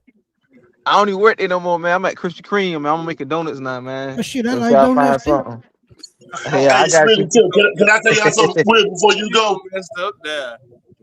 But you know, Will is damn near like 45 minutes away from me, man. We still haven't linked up yet. I've been there with that. Yeah. We 45 So you an hour away from me, brother. Were you at Hinesville? Yeah. Oh yeah. You close to me, yo. We got linked up, man. Linked up. Yeah. But go ahead, brother. Go ahead. No, what coach we need to get, man? Like I agree with y'all, man. We need to just take our time with our diligence and I feel like we need to get the GM first. Then you get the head coach, but it don't matter who we get. I just feel like we don't need to get the same coach that we probably had before, like Kyle Shanahan. I understand Kyle Shanahan; he might be a good fit, but I still don't like how he cheated us out that Super Bowl because I feel like he really really got too comfortable passing the ball instead of running the ball when he had played Kansas Chiefs. When he played in Vegas, they lost because they started feeding Christian McCaffrey. He could have kept doing that. But for me, I just want me an offense coordinator who don't play bull crap. He want to get his team ready to prepare to play week in, week out, and always have other people accountable, including himself. So that's what I want. I want honestly and always stick to the process. And then what coach who I want is I think Kubiak is him or part John Harbaugh. But a lot of people say they don't want him, but I don't care. Get somebody who know to call plays, man, and get the team ready to play week in and week out, like I said before. Agreed. And see, that's why I met Will Smitty and Tip. Yeah. So much since Terry Fontenot was here, so much has been invested on the offensive side of the ball. We have to bring in an offensive-minded coach that's going to finally unlock this offense, man, to its full potential. Oh yeah, that's always been my thing. You see what I'm saying? You know, when you got a young coach, like as far as like the weapons that you have at your disposal, a Drake London, a Kyle Pitts, a Bijan, a Tyler Algier, whatever the case may be. Like I said, we got to fix the quarterback situation. But when you got those guys, all these guys is 25 years old and younger, bro. Yeah. Why not bring in the offensive mind that's going to bring the best out of these guys? That's all I've been saying. Yeah. So that's say what. And before I go, man, fellas, it's free agency, man. All we need to do, we're gonna have to sign Tyler. I understand Tyler might want to get his bag, but how Smitty Smith said, you need 2 running backs because I don't want Bijan Ross, God forbid, I'm knock on wood. I don't want Bijan Robinson to get hurt, and we don't have a plan B. I understand he's saying some good. I understand people saying some good running back draft class, but not to me. I probably say the kid out of Notre Dame. That's the only good running backs I see outside of that class. I really don't see no strong Kansas City. Kansas City. Bro, you already have Tyler Algier again. I don't have to have no mystery. I know I got a bruiser. I know I got somebody that's gonna make other guys make business decisions. I know what I get in Bijan Robinson, and also, like I was saying, both can help each other out because one can help the other stay healthy because you're splitting carries. I mean, I know football gonna happen, but I'm just saying, Bijan Robinson and Tyler Algier, those need to be your building blocks. And depending on your quarterback situation, you may have to lean on the run game even more this season anyway, depending. So, solidify that offensive line and that run game, play defense. You may have a recipe for success depending. And one more thing, I might do. I know we want to keep Caden Ellis, but you can go in the draft and get you a little third, fourth round pick on getting a linebacker. I think Caden gone, man. I think Caden get paid, man. Yeah, man. Unfortunately, man, we got to do what we got to do and just get us a center and defense tackle. We be straight, and that's it. All right, fellas, I'm be in the back, man. Happy New Year's. Y'all be safe. Keep doing y'all thing. One love. Happy New Year. Happy New Year's, man. And before Chris got all the inside info. Yeah, but I was about to say before we get into the next one. Okay, yeah, well, RJ has this one too. Lions COO Mike Disner is interviewing for the newly created Falcons president role. Source saying another important voice in Detroit per Ian Rappaport. And I also have something from Adam Scheffler here. Falcons are also expected to interview Panthers executive vice president Brant Tillis for the president of football job as well. So again, wouldn't that be something we get to kick them back in the ass next year?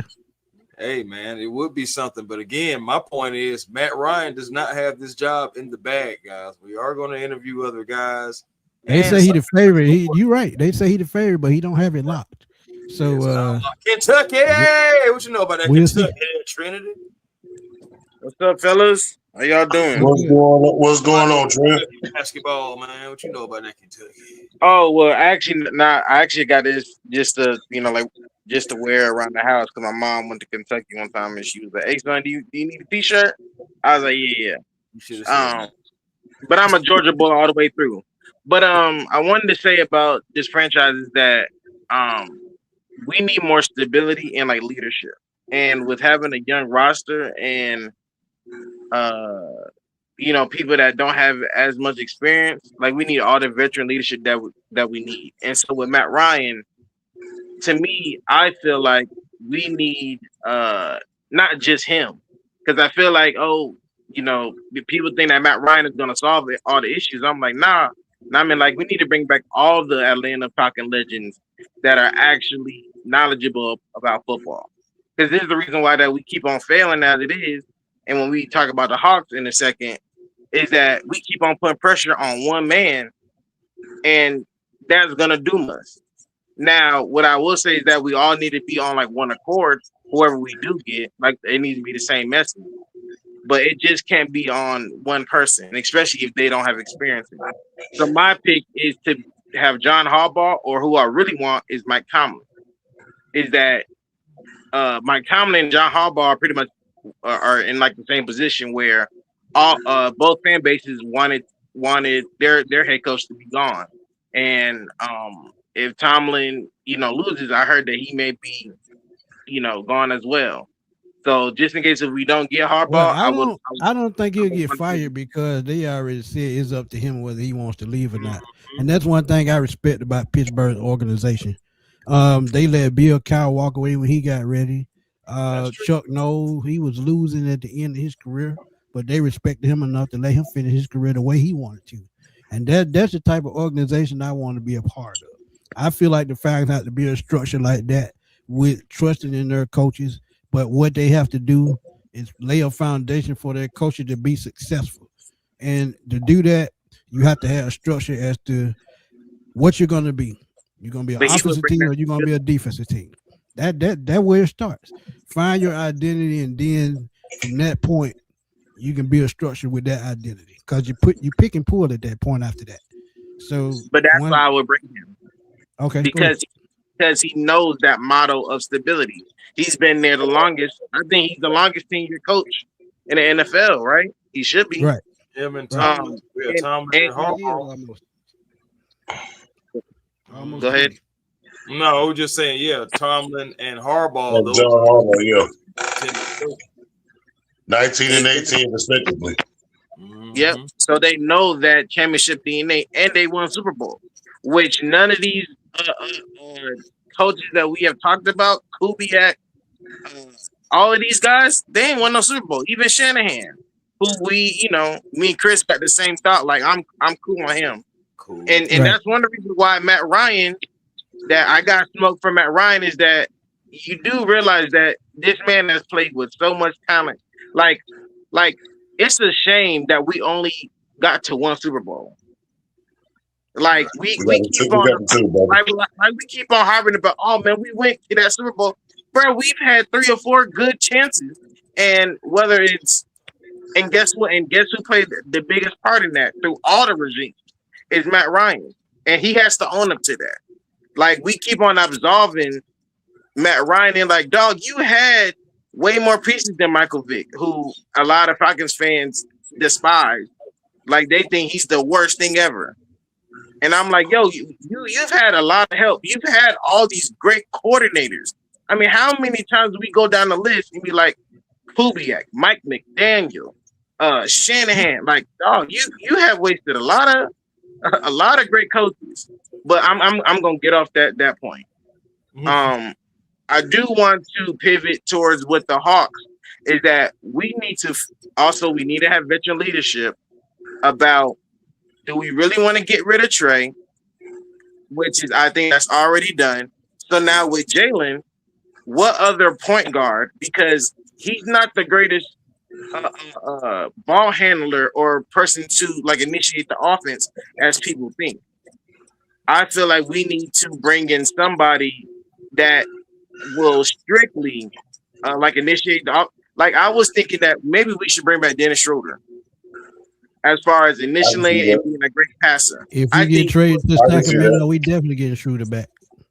So I just want to throw that out there. And with this potential draft, I'm thinking that because the Hawks do not, I don't know, whatever with this coach that Quinn, I think that we should get Mark Jackson, because he knows how to work with multiple young stars, and he got a raw deal, and I think that he would be a really great like role model for this. I'm gonna keep it real with you.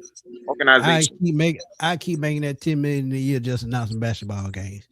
I wouldn't even put up the stress of coaching. I made more just announce a game than getting back to coaching. It just, because he could have did it if he wanted to. He could have went back to college, but he making so much money just calling games. I don't blame him. I wouldn't do it either. Yeah. I got Mark Jackson, like you said, he got a raw deal. They did him wrong, honestly, and they kind of they really have to do him wrong, even coming down to his religion and all that stuff. Exactly. It's just one of those cases. Too. My bad, big bro. Go ahead. The only thing I was gonna say is he should have got there and just chose better words. He just got to think about what today's world, and how they oppose to certain things. Some things you just got to know what to say and what not to say, and that's all it is. And the system world we live in, as to when I was coming up 30 years ago, you can't get away with that no more. So. You just got to, trust words. Smitty came up in the Richard Pryor era. That ain't you go to hell. Acceptable no more. That ain't acceptable no more. Like them comedy shows Richard Pryor used to do with Eddie Murphy. Boy, Richard Pryor would have got cancer instantly. Well, it's not happening. Okay. But Trinity, we got about 2 more people in the back, man. We finna try to get them out of here. Appreciate we're gonna roll. Like, I hope that y'all have a great year. Support as always, my guy. Love, friend. Salute, bro. Salute. Rise up. But yeah, man. Hey, look, Chris, did I lie though? Hey, man. Just saying, it's true. We're gonna take Shaka, and then we're gonna take Cheesecake, and then we're gonna roll. Talk to us right quick, Shaka. Shaka, you there? Shaka. Let's go Cheesecake, and then we'll come back. I text him and see what he's doing, man. Cheesecake, what you got? Fellas, how y'all doing tonight? What's happening? What's happening, Pep? What's up, fellas? Hey, back what my boy Chris said, man. Matt Ryan job, this little interview thing with President Football Operations. That's not in the bag. It's not a guarantee. No, he's still working with CBS. Agreed. All right, now we talking about John Harbaugh. I say, hey, absolutely not. He is top 3 though. You know what I'm saying? Don't get it twisted. No. Why you say no? Why you say no? All right, listen. So basically, if we bring in John Harbaugh, there's not a real quarterback in the quarterback room right now, right? John Harbaugh been doing it for 18 seasons. He had a legit quarterback. He had Lamar Jackson. I'm still feeling Coach Cliff, you know what I'm saying, for the Seahawks offense coordinator. Like, that's my number one. That's the number one on the radar. John Harbaugh is the top priority right now that everybody's talking about, that he might be the one. I think Falcons already had their coach. And it's gonna be Coach Cliff. It's gonna be the Seahawks offense coordinator. And it's gonna be him, and it's gonna be Ian, the Bears assistant GM. That's who we're gonna get. I think everybody else is gonna have a pretending interview. They just want to see how things are gonna go. They're gonna do it. John Harbaugh. They're gonna get him an interview. So you think they got their mind made up already? Yeah, and it's gonna be Coach. It's gonna be the Seahawks offense coordinator and assistant GM and the president of football operations. I don't think it's gonna be Matt Ryan. I think it'll be somebody else. I think they're. Yeah, I don't think it'll be Matt Ryan. I know Matt Ryan gonna. I do think Matt Ryan is going to find his way up into the organization somehow. They're going to find a job for him because they're going to want him here long term. I started to think about life after Arthur Blank. I'm going to just keep it real with y'all. He's 83 years old. Yep.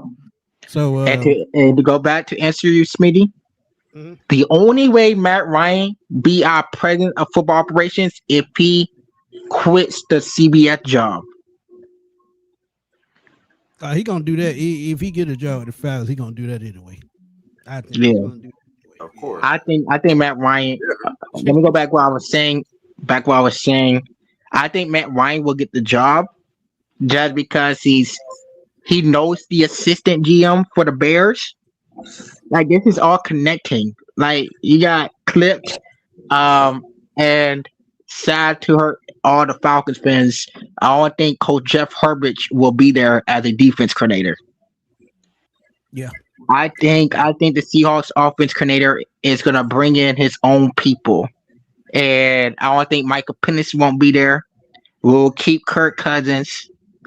And then I think the offense coordinator for the Seahawks will bring in someone for my first free agent quarterback. Bring in someone like Justin Fields. Nah, I think it. The only way we take Justin Fields is we hire a white coordinator. It's got to be a special guy to go Justin Fields. I'm gonna keep it real with y'all, and I'm not being mean. I just think he's gonna have to find a special guy like an Andy Reid or a Kyle Shanahan or someone of that nature that knows how to develop a quarterback. Yep, and we just interviewed. Our recent interview of head coach was Vince Joseph. What y'all thoughts on that? Vance Joseph, no, he was Denver's head coach. He started off, I think, 5-0 and didn't win no more. So, yeah, I mean, don't get me wrong. That defense, that was the number one defense. Boy, that defense, everything. But that's because of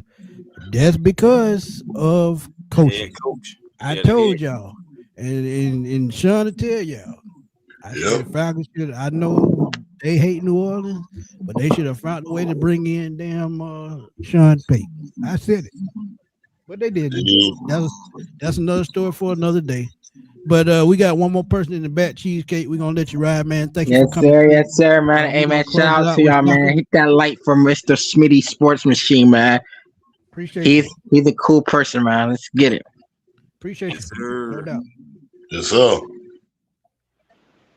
That's my boy Cheesecake, man. He been following me a very, very long time, man. Yes, he And like has. Auntie Joy say, man, she all mod. So if y'all get wrong in the chat, she gonna straighten y'all out. What's So we up, got to welcome Auntie? in, we got Smash to that welcome like. in my boy Shaka, man. He always checking on me, man. Shaka, what's good, man? What Shaka, up? What up? What I up? was say, Shaka, you back, man? What's going on? What Shaka, up, Shaka, Tip? what's happening, my brother? Hey man, Happy New Year, man. Talked to you since last year, bro. Yes, sir, man. Happy What's New Year good? to you too, brother, man. Let's get it. What's up, man? Yes, sir, I don't know if man. he's Blessings still to in you here, and the man. But family, hey, brother. man, the definition of insanity is doing the same thing, man. Coach was hitting on some outstanding. Well, he was touching on my feelings and thoughts to a T, man.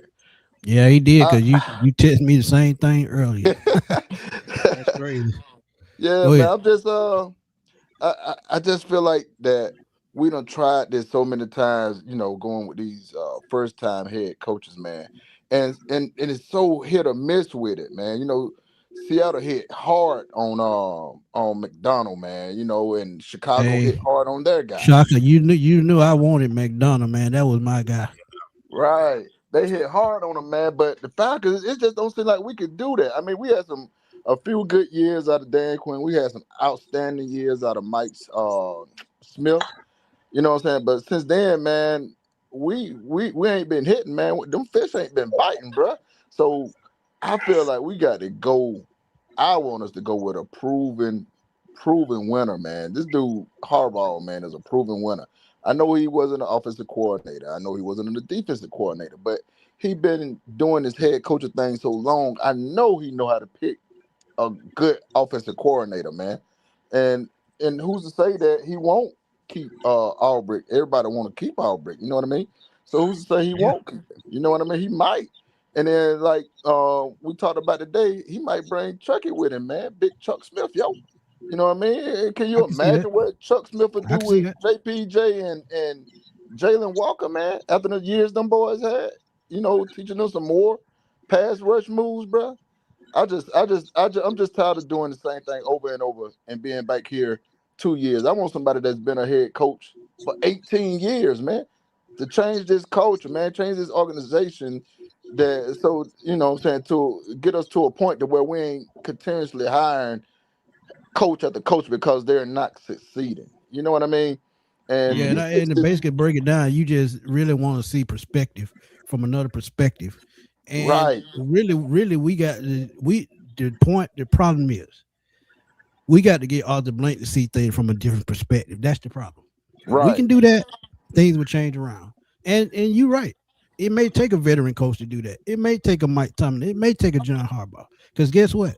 Those guys been going head to head for the last 15, 16 years. So, I mean, maybe that's what it's going to take. But at the end of the day, as long as McKay is somewhere lurking in the back, we all know. But you know yeah, what? But you know man. what, big bro? Hey, can To you bring it imagine all though home. what Harbaugh will do down here in this division, man? These coaches ain't ready for that, man. These coaches down here in the South ain't ready for that smoke that Harbaugh gonna bring, bro. I You know what I agree. mean? I agree. So, but Smith, I ain't gonna You keep better get y'all. ready. I, I ain't gonna hold y'all long, man. I know it's been a long night, Smitty. You been busy, man. I've been seeing all your videos, bro. You Appreciate know you. what I'm saying? Keep up the good work, man. And and You know and it. A1, we got to get rid of Trey, man. Them boys play better defense when he ain't on the floor, man. He a liability, bro. Every time he on the court, they be they looking for him. You know what I mean? They running them screens so they can get Trey on whoever got the ball, bro. I mean, Agreed. I, I, I It's been that way 6 years. for that Yes, whole Go sir. ahead, Chris. Trey Young situation, this is just my thoughts about it. I honestly feel like the Hawks did Trey a disservice. And the reason why I say that is because what was the point of making all these moves, having him influencing all these moves, if just because injuries happen, you're not going to see the thing through? Well, I feel like they should have already known that they didn't want to pay Trey his $49 million, or they already didn't extend him. So it's like, why not just try to like move forward with the Jalen Johnson thing in this past offseason, you possibly could have had higher trade value. Now it's going to look like a salary. Not right now. If anything happens the way the reports are sounding, it's going to be another John Collins salary dump. And that's one of the things that got Landry Fields up out of here. Yeah. Mismanagement of money, contract, and situations. And again, even though Anzi is here, and I like Anzi already, it still would be a bad mark if you trade Trae Young and only get, let's just say, 2 second-round picks and a guy that comes off the bench. Yeah. I'm saying that's going to be poor mismanagement. So I'm actually upset with the front office of the Atlanta Hawks and how they displayed this. Because, again, why have this man – the draft pick Asa Newell was for Trae Young. They drafted Asa because Trae wanted Asa. Nall was recruited by Trae. Luke Kennard recruited by Trae. So it's like KP, Trae was involved in that for them to trade for KP to finally get him a center that could do something other than just rebound. So again, why make all these moves and then just because injuries happen, because you said you want to see Trae and Jalen together, but then you don't wait out the process? So it's like, is it you being too hasty? So it's like being too hasty, or are you feeling like you're panicking and you're handcuffed because you like, well, he could opt out of his deal and just walk away from the Hawks. Yeah, he could. That's leaving $49 million on the table. But I think ultimately, I just don't think the Hawks want to pay that $49 million. But there's no way that you can pay a 4-time All-Star, a guy that's led the league in points and assists, a guy that does a lot of things for his height that he shouldn't be able to do in a land full of giants. You can't pay that guy under $40 million because you got guys that are making $30 million right now that never seen an All-Star game. Right. So again, like honestly, at this point, you should move on from Trae. Let him get a fresh start because you've already mismanaged the situation anyway. You better hope Jalen Johnson turns into LeBron DeBar, or you're going to be looking for another GM by 2029, 2030. Hey, you think wrestler gonna ever get into luxury tax? No, that's my thing. We always try to make moves. Again, even with the CJ McCollum thing, if we bring him in, first of all, that's still no defense. Yeah, he can shoot, but that's still no defense. And that's one thing. That's no paint presence. So you still going to get smacked around. He's not physical. So it's still the physicality is not going to be there. And then you still moving on from Trae. Yes, but you're still not getting better. All thing you're getting is expiring contracts. You would have. I rather have Drew Holiday. I'm just saying, but and honestly, I think he's out with injury and all that stuff like that. He is. But again, my point is, you're having CJ McCollum coming in, expiring contract. You got Kristaps Porzingis, expiring contract. You got Luke Kennard, expiring contract. So all those contracts are about to fall off anyway, and you're gonna have a lot of cap space. Yeah, but it's like, who are you bringing in, especially if guys are still up with contracts? So, but what is Porzingis really giving you anyway, though? You know what I mean? My thing is like the whole thing with Porzingis, you were hoping that he would come in and give you that stretch five ability. And when he does play, you can see that he has that ability, but it's all about being that consistent. It hasn't been consistent. The last time that Trae, Jalen, and KP all played together was October 29th, and that's the game that Trae got hurt. Now, when they were playing together in the start with a couple of games when they played together, they all was averaging over 20 points playing together. It's just the rest of the team and also the defense and everything like that. Things didn't get a chance to mesh together. You think about it. They're 2-8 with Trae, right? But my thing is, you think about some of those times when they all played together. Most of the time, it was in the early part of the season, or most of the time, it was already in the start of a losing streak. At the end of the day, we're still getting smacked around with or without Trae. That has to do with more than just one player. That's on the entire team. We have no paint presence because Onyeka Okongwu too small. KP, he's dealing with the illness. You can tell with KP, he be looking so winded on the sideline. You can tell his cardio ain't up to par yet. Then you have Mo G. Mo G is good on defense, but honestly, Mo G is an offensive liability right now.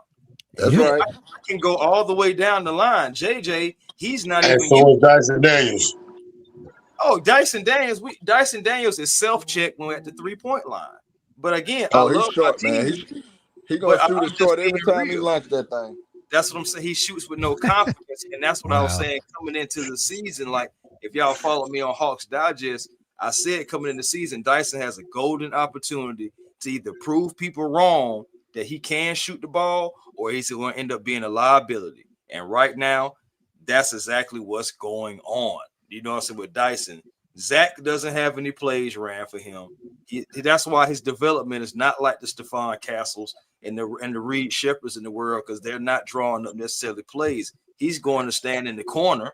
Then you also have Jalen Johnson, who is as great as he is, still gets caught backdoor too much, still needs to be a little bit more physical, and he still has to work on his ball handling abilities, because in the last 4 games, he has over 15 turnovers. Damn. So what are we talking about? It's just like I'm talking about, like, and my thing is, I'm really being nice. He really has more than that, because in 2 games against the Raptors, he got 6 turnovers. No, I'm talking about 2 separate games, 6 in this one, 6 in that one. What? So again, you got, yes, turnovers are still happening. Yeah, I mean, you can't put it no other way. See, that's why I keep telling y'all, man. Y'all go over the Hot Digest. Chris will break that shit down to a T. Man, that's why I need y'all to go to Hot Digest. Bro, I watch every last game, bro. Like, I ain't gonna lie. Good breakdown, Chris. Huh? That was a good breakdown, man. I'm gonna start having to hit you up, man, for my prize picks. Hey, man. Hey, I ain't gonna lie to you, man. I give shout outs to like guys like on the We Hawks TV. I give shout outs to, you know, to this other content creators. Oh, definitely got to give a shout out to, you know, guys that cover the Hawks even before I did, man. You know, it's like Brad Rowland, and can't forget about I say I can't forget about it, did I forget his name, my Lord. But either way it goes, it's just guys that, you know, be covering the Hawks, and I be liking their content, and I just try to make sure that I'm knowing what I'm talking about and breaking these guys down, because it's a lot to it, and it's a lot of things on the surface. See, some people think there are 2 sides to basketball. There are really more over 15 sides to basketball if you break it all the way down. And also definitely can't forget about Larry the Dixon Way, somebody else that covers the Hawks, and he watches everything too. And Larry is great. He does too. Larry break it down good too, man. Yes, absolutely. So it's just, fellas, you know, man, shout out to all the Hawks fans and everybody who covers them, man. But it's just, again, so a lot of people in it. I got Chris again. Yeah. Hey, Smitty, man, I appreciate you, man. Chris, I don't know if you can hear me, man. I appreciate you. Let's get it, man. It's good rocking with your dog. Hey, yes, sir, man. Shaka, man. Good to hear from you, brother. Good to see you again, my brother. I'll be texting you sometime this week, brother. Yes, sir. No doubt. Thank you, John T. Job. Appreciate you, George. Appreciate you, Auntie Joy, for coming through, being the mud, man. That's why she got that torch wrench right there by her name. She'll knock a nigga head off with it. She said Boost Mobile A1 fucking up. No, man. That's StreamYard. Uncle George was sweetheart, man. StreamYard with it ugly. All I was saying though was, like, people think that just trading Trey all problems go away, and that's just not true. Yeah, it's gonna be there, man, until we get, you know, another superstar player. Cause let's be real, man. He's the first superstar we've had since Dominique. I'm gonna keep it real. They know not the Joe Johnson. He was a hell of a player, but Trey Young just took his team to another level. He led them to an Eastern Conference Final, man. So he gonna always have respect in my book. But you know, time just ran short. And same thing for Luka.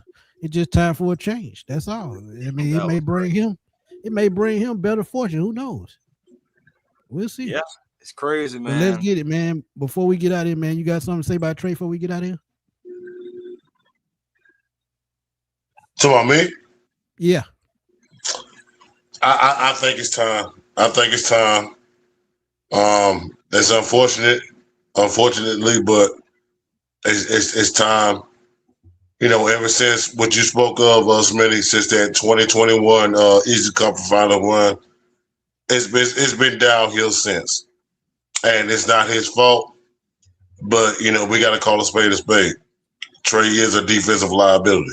He is. Yeah. He's never been a proficient shooter. I've always looked at Trae as a streaky shooter. When he's on, damn, he on. But when he's off, it is what it is. You know what I'm saying? Trae is what I call a volume shooter. You know what I'm saying? That's what I've always looked at Trae like that. Now, no, Trae is also a popularity type of guy. And what I mean by that is, can he put asses in seats? Oh, yeah. Trae's always been that guy. But when you peel back the layers and stuff like that, can you build around Trae and can Trae lead you to a championship? We've seen it. My opinion, you can't. Yeah, you can't. And it's always going to question, why did we make that draft night trade for, Trae and Luka? That's always going to be the narrative, bro. That's always going to be the narrative. My thing is a demographic thing. But Luka is a bigger guard who still don't play no defense. So we still would be in this same predicament. But I got what you said. I got what you said. The difference is, I think Luka rebounds. He made the NBA Finals, Tip. He made the NBA Finals. He went to the Finals. They lost, but he got him there. But who else was with him on that team? It wasn't just Luka. But that's what I'm saying. It's not all. I'm not saying that it's not all Trae's fault. The front office got to take accountability on that. When Landry Fields was in the front office and he was making all the decisions, he's got to take some accountability too. He's not here no more. But what I'm saying is, the facts is the facts. Luka was at least able to get to the NBA Finals. Ever since that 2021 Eastern Conference Finals run, it's been downhill since. We've been a playing team. I really wish that Trae didn't get hurt in that series, because I promise you, we would. Smitty, you my witness on this. If Trae would have never got hurt in that conference finals matchup against Milwaukee, I would debate anybody. We win that series in 6 games. We win the ring. We win the ring. Phoenix wasn't gonna beat us neither. No, Phoenix wasn't gonna beat us. Hell no. I say that with my whole heart and chest. All I'm saying is, fellas, but ever since that run, it has not been the same since. It's just the truth. And we had the core with Kevin Huerter, John Collins, Clint Capella, all those guys. We had the core, and we blew it all up. Yeah, we did that. The front office did that. Yeah, that's just the truth, Tip. But it started with Coach Bud. You should have gave Coach Bud at least 2 more years, let him do his thing. He wanted change. You should have let him brought in one more player, because he felt like he could add one player to take that team to the next level. You should have thought about letting him stay, and should have let him do his thing, man, because he ended up winning a ring with Milwaukee. So now we looking stupid. Well, we can't cry. We can't cry over spilled milk. With the trade, going with the Yeah, no, I'm laughing at Joy Crazy Celtics singing. Hey, but the thing about it is, it's not even just Bud, because remember, Bud didn't want to rebuild, and right, that's why he left. Right, he didn't want no part of it. And then what happened? Then in come Trae, because when Trae came, they got rid of Schroeder, which I actually think that was the best move at that time. But at the same time, they got rid of Schroeder. And then Travis Schlenk, the guy who drafted Trae, who was also in Washington, by the way, that he started trying to build around, some Trae and everything like that. We went to the 21 Eastern Conference Finals, but we started paying guys that we should have kind of started moving on from, like Kevin Huerter. Kevin Huerter wasn't going to get any better than that Game 7. I already figured that. That was really his calling card right there. That's going to be the game that everybody remember about Kevin Huerter's career, for real. And then you look at it, you paid them, so you're bringing all these guys back. You didn't try to tweak the offense at all. You didn't try to tweak the team at all. You brought all these guys back and said, yeah, we're going to run it back with these same guys. And I knew then that was foolish. Then you also trade 3 first-round picks for a guy that wasn't worth 2. And who? DeJounte Murray? Of course, I never would have made that trade. Yeah. But Travis didn't want to make the trade, but they said, "What? We're gonna do this anyway." Travis is out the door. In comes Landry Fields, Mr. Sir, yes sir. But here's what you missing, Tim. Travis Slink, he was trying to build that same mindset. He was trying to build a Golden State in the East. That's what he was trying to build. That success he had in Golden State, that's what he was trying to build in Atlanta. And unfortunately, it did not work. It didn't work. But he didn't, and he definitely didn't want no part of DeJounte Murray trade. He didn't. He said we shouldn't do that. That's not the direction that we should go. And he was obviously right. And just like Dirty Bird Gang saying that, now look at the Spurs now because of that trade. And they still got first rounders still left to go. Dumb motherfucker. And then look at the Spurs right now. Top 3 seed in the Western Conference right now. Just saying. Yeah, we should have been the one got Wemby, not them. But it is what it is. But any closing statements, either of y'all? No. It just I just got my seatbelt on, big bro. Until I just got my seatbelt on. See what the Falcons gonna do this all season for over the next couple months. I'm like they Six Flags over Georgia, man. I'm on the Georgia culture, man. I'm ready. I'm ready for that ride. I'm ready for that ride. And man, whatever that ride may be, just know these 3 guys right here, we're gonna have y'all plugged in. And one thing before I leave, the only thing that I got to say is these 2 right here, you're gonna see more of them in the future. I just see it. Matt Ryan, the future of the Atlanta Falcons. He was a quarterback. Now he's gonna be as a front office presence. Trust me when I tell you. But another great show, man. 2 hours. We went a little bit overboard, but we had to come through, talk to y'all, man. Y'all made great points in y'all lives. So we said 2 minutes, but look, man, y'all had such great points, and then y'all came through, donated. I had to show y'all some love, man. Shout out to my cousin, man, Atlanta Good Folks, man. Y'all please go check him out on YouTube. He does Atlanta sports content. Check out his shorts, man. He does great shorts. He'll do it on the go in the car. He'll do it in the studio. Y'all please go check him out, man. I got to have him on the show again soon. That's an easy answer, because when we're at Ricochet, he just don't fit what they're doing. But since you said that, I'll let Chris take us out on that note. Talk about that right quick, Chris. Again, it's hard to develop when all you tell me to do is go run into the corner. You don't draw up no plays for me. You don't let me put the ball on the floor to create. I'm pretty good around the rim, but we'll never see it because I never can put the ball on the floor. I'm always sitting there in the corner. I never have any plays ran for me. But people are talking about my development like I'm supposed to be developing like some of these other guys, but I'm not involved. I'm not involved enough. So, but when I do get involved, guess what? I'm having 12 to 18 points darn near every time. But whatever. And y'all got to remember, when he was involved in the offense late last year, he did have a 38-point game.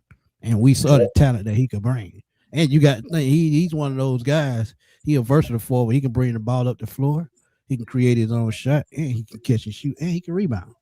All I got to say is this: Quinn Snyder's seat should be very warm. That's all I'm saying.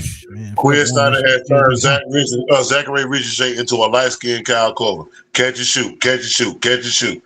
That's not his game. True. Not his game.